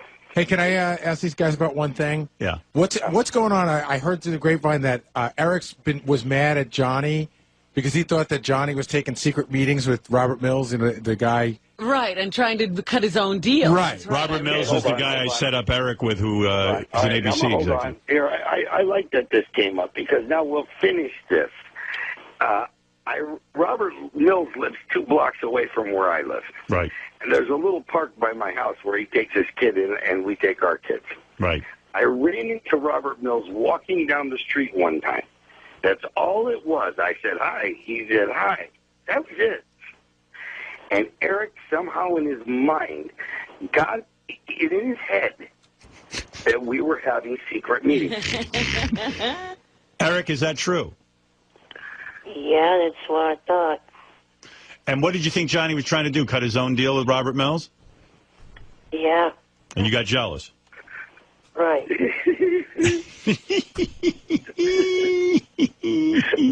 Let's say that's true. That went on for 3 weeks. Eric, let's say that's true. You got your meeting with Robert Mills. You had your meeting. Right. And whatever pans out, whatever Robert has in mind for you. But Johnny, let's say all of a sudden, let's say Johnny and Robert Mills get together and have their own thing. I mean, it doesn't cut you out. No, Eric said anything I would do with Robert Mills, which I have done nothing with Robert Mills, he is entitled to half. Oh, my goodness. Even if we're in Hollywood, you're not entitled to half. you're entitled to a finder's fee, or maybe 10%. Eric. He won't negotiate down. Well, what are you paying Howard? Yeah, Eric, I found Robert Mills for you. Right. So I didn't get jealous. He really has his own twist on all this Hollywood shit. And what's your kick in the fringe deal, Howard? Nothing. And I found that deal for him, too. Eric? The only reason you found that deal was because they couldn't find Johnny to begin with. So Well, because because how did they find you? Through my show. They're fans of the show. Yeah, but they tried Johnny first. Right. Well, no, but if the show didn't exist, they had wouldn't have found fucking Johnny, found they wouldn't me. have bothered with Doesn't matter, Eric. The finder's fee should go to us because we made the deal. We made the connection. Now he sees it a whole different way. Yeah. See. And as a co-star, Howard, doesn't that change all of his stuff? Changes his quote quite a bit. Eric, you're getting Johnny got you co-star billing. I can't even believe this. This puts you in a double scale. This puts you in a whole new category. Right, it does, definitely. Who else is a co-star, Howard, that we could say is a co-star Oh, it's just on a TV series? You're talking about people, big name people. That's what I'm saying. Right. And there it is. As I'm trying to say, some of the pressure would be taken off of Johnny if somehow there was a completion in the connection between him and Shorty Rossi, who he's trying to get a hold of to help him with managing me. Shorty Rossi? Yeah, he's a little person that's got that show about dogs or something. Yeah. Pit boss, but he's also I called the guy 44 times. For little people. Howard, I had West Coast Customs come to me to want to build him a custom wheelchair for their show. Wait a second. So now Eric is working with Shorty Rossi. Not yet. All right. He wants to. You're hoping that Johnny will unite with Shorty Rossi? Right, so that way... No. I'm putting him in a basket and put him on Shorty Rossi's step. I'm going to knock on the door and I'm going to run. The pressure gets taken off Johnny, because I'll have not only Johnny, but also Shorty. No. You need a whole team. Shorty can handle this by himself. He does not need me. Yeah, right. In fact, I'll tell you this, Eric. Johnny's willing to actually let Shorty manage you full time and step away. Yes. You're willing to step away, right, Johnny? Oh, God, yeah. I am willing to just run. I told you, I'm going to put him in a basket and put It's him very generous. I mean, most people would hang in there and want a But piece. no, he doesn't want any part of you. Isn't that nice, Eric? I guess so. Yeah. Yeah, see? So what Eric is actually saying is, could the show get him in touch with Shorty Rossi? Right. It Shorty sounds like don't there's answer the fucking phone. It sounds like there's a bidding war now to not be involved with Eric. Poor Shorty Rossi. That's funny. He's gonna get left. Johnny's gonna put Eric into a basket and leave him on Shorty Rossi's doorstep. Howard, I don't think Shorty, you know what, the phone is ringing over there, but nobody answers, and I got a feeling Shorty's real tiny like Eric. Maybe he can't reach the phone. You have to go over there and bring him like a little step stool or something. So, Eric, your request is that Johnny... You want Johnny to get in touch with Shorty Rossi and negotiate some sort of management setup? Yeah, I mean, I wouldn't mind having, him as a representative as well as Johnny. No, that's not what we said. I said, if Johnny can get in touch with Shorty Rossi and basically get out of the Eric the acting business, would that be acceptable to you? Yeah. Okay. All right, boys, I got to go anyway. I got to go do a break. Howard, if you get a chance, you got to listen to the rest of them tapes. They'll kill you. Yeah, come on, JD, get on that. I got to hear that. They'll kill you. I can listen to that one rant by Jan again. No, oh, my God. One. There's a way better one that's where everybody's talking, where Eric is talking and I'm talking, and Jan is yelling in the background. It's priceless. It's because none of us are talking about the same thing. I don't even know how the topic came up that way. It was bizarre. How you didn't just hang up and be done with it, I don't know. I was so close, Howard, but you know what? It's like there's something wrong with me. Whenever I see that I can finish something, I want it to be finished, and then this got so hard, it was Rubik's Cube for me. You know, I just had to... I think even isn't Johnny Jr. included in that recording as well? Well, yeah, he helped. Yeah. Johnny Jr. was involved as well. It took two. Oh, Johnny Jr. That's. I mean, my kids are about ready to commit me. All over this one deal. All right, I'll get more tape if I can. Well, you got tons. You got a ton of it. Ton of it. You'll love it. All right, Johnny. Thanks. Thanks, Eric. And good luck on your show, Eric, and let us know how it goes. The one thing they'll let me tell you is it's episode 2 of the new season that starts September the 23rd. Excellent. Okay. And call us from the set so we can know what's going on. All right, I'll give that a shot. All right, later. We want to know about your accommodations and everything. You want to make sure Johnny lived up to the hype. See how he did as a manager. All right, Johnny, thanks. All right, guys. All right, thanks, Eric. Bye. Bye. There they are, Eric and Johnny. I love that rant. I don't care who your father is. Boy, that kid's got balls. Woo-hoo. Oh, Johnny. I don't care how much money you have. Because who knows what Johnny has going on. You never know what Johnny's got. He looks like a mob guy. He looks like he's connected to somebody. You don't run around with the pinky rings and all that unless you're connected. Johnny says he has no connections to anybody. And I believe him. No. But I'm going to be very nice. Like with the Gottis, I know like they're, on the straight and narrow now and all that, but I'm with them. I don't know which Gottis you're talking about. Right. Yeah, exactly. Just based on the name, I wouldn't mess with Victoria Gotti. Oh, I wouldn't either. She'd be the last person. Yeah.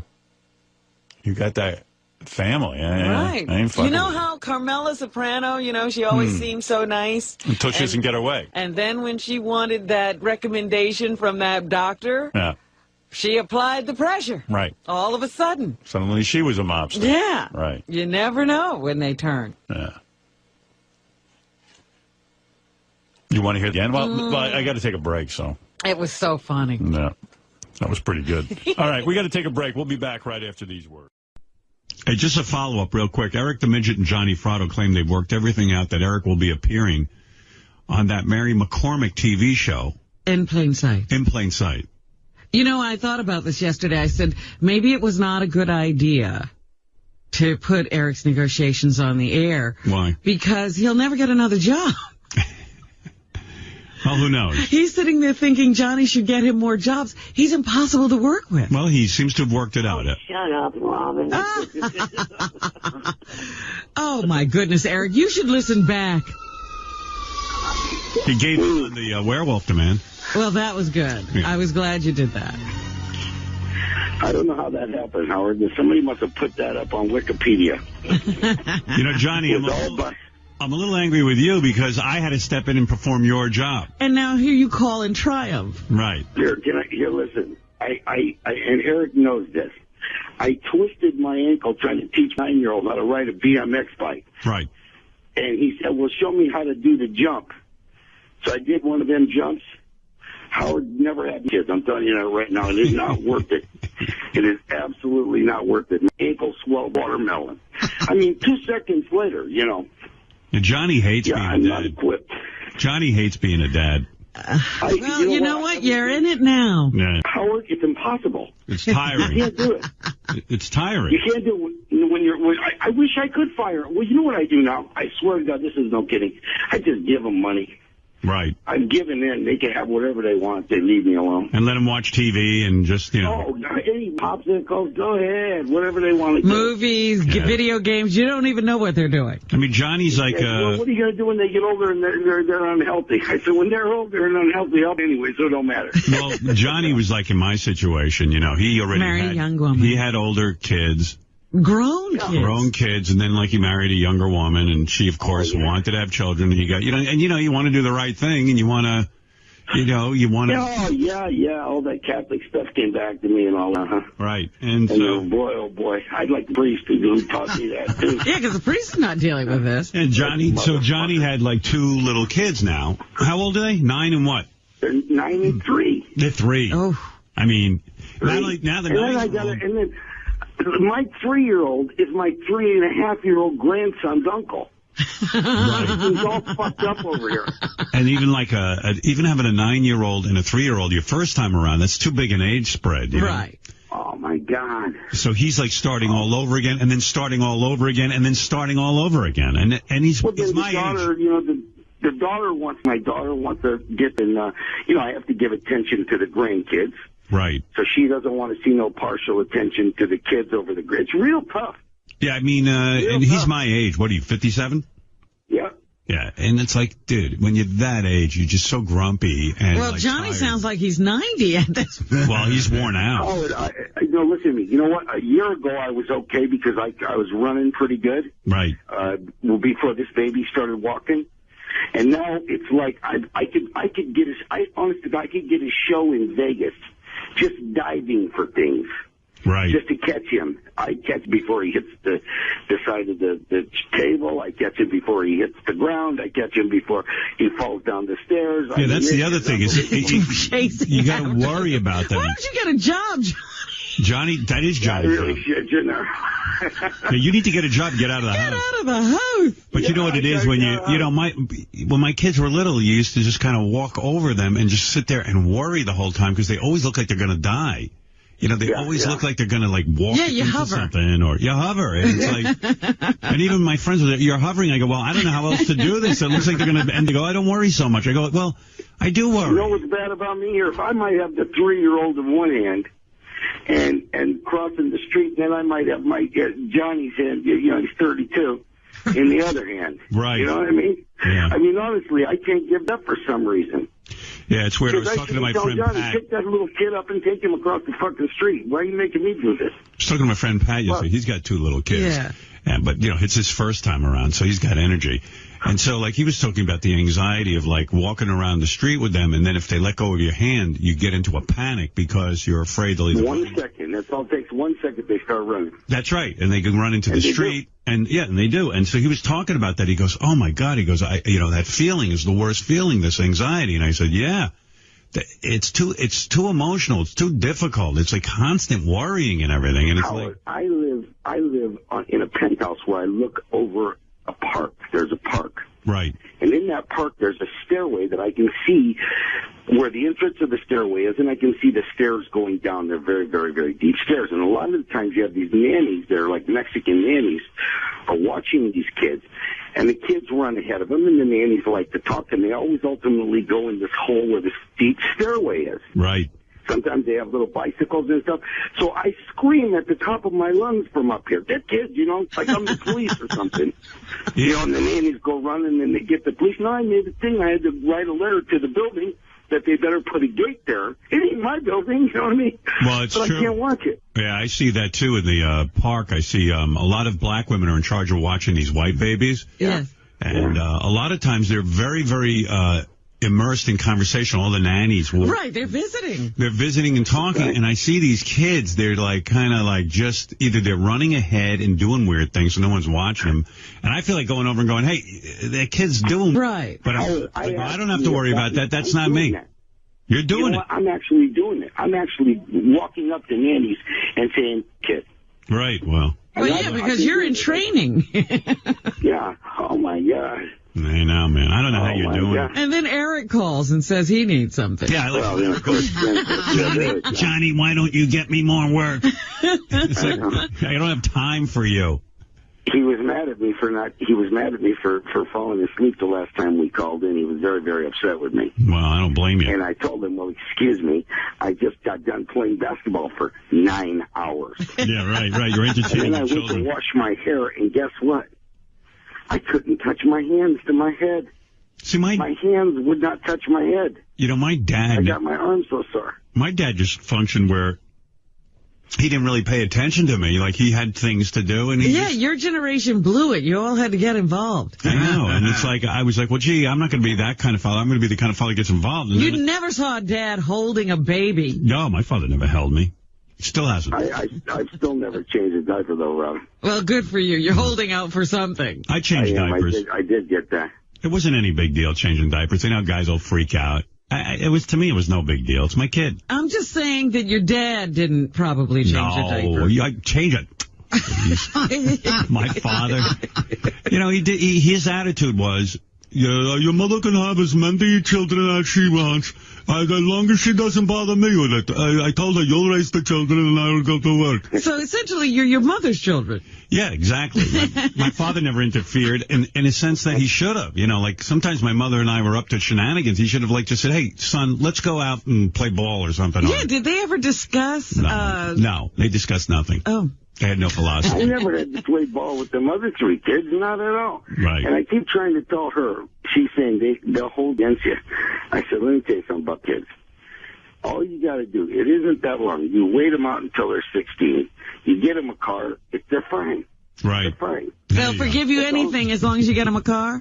You see, but Johnny plays tough guy and everything. But look at him. Look at him. He's running around after a 3-year-old. He's like Super Nanny. Yeah. Yeah, so you know what, Howard? I might be a good candidate for that show. Because I almost got it down to a science to where I could look at that little one, knows what I'm at. I didn't have to say anything. Well, what about your wife? What is she doing? Yeah, it looks like she's not even in the scene. Yeah, no, she's here, but you know what I mean? They run over her. Right. So she has no control of them. None. They have just absolutely zero respect for her. Do you ever find yourself fantasizing? Like you married a young wife and stuff. Are you like, you're like, hey, wouldn't it be nicer if she just with you all the time and didn't even have any kids with you? Howard, I can all of the time. The problem is I'm too tired. Right. I swear to God. Saturday and Sunday, man, I got 4 basketball games on Saturday and Sunday. There's 4 games on Saturday, 4 games on Sunday. Wow. You know what? At 57, he's just worn out. He's worn out. I'm worn out. I'm done. I'm absolutely my finger, the tip of my finger hurts. Everything hurts. I got my ankle was so swollen up when I did this BMX bike because she's saying teach him how to do it. You can't sit down on one of them bikes. Nobody told me that. Is your wife still hot and everything, or she let herself go? Oh no, she looks great. Yeah, no, she's very hot, very hot. Yeah. Right, like she got herself in shape after these kids and everything, right? Oh yeah. And if only you could get her. Yeah, right. Yeah, really. Huh? When's the last time you had your young hot wife? Oh fuck, man, it's been weeks. Wow. Boy, weeks. Yeah, I got things. My foot's been bandaged for almost 2 weeks. That's how I ended up sleeping through the show that Eric got mad at me for. Yeah, but Eric, you understand? Johnny's up to his ass in family. You're like a burden and another child to him. Eric told me. Eric told me point blank. I spend too much time with my kids. I'm not giving him enough time. Wow. Did you say that, Eric? He told me that point blank. I don't recall saying that. Of course you don't. He's still a gangster. That's like something my dad would say. I don't recall. Right before, did your dad end up in prison? How did he end up? Yeah. That's it. Right before he went to prison, he went, I don't recall. I don't recall, Your Honor. Yeah. Oh, man. Yeah. Do you have any idea? How many people do you think your father killed? Probably he didn't claim to kill anybody. Right. If I read the newspapers properly, there were about 9. Wow. And he probably ordered a lot of hits. Yeah, those are only the 9 they knew about. Right. Yeah. Well, I know that, I could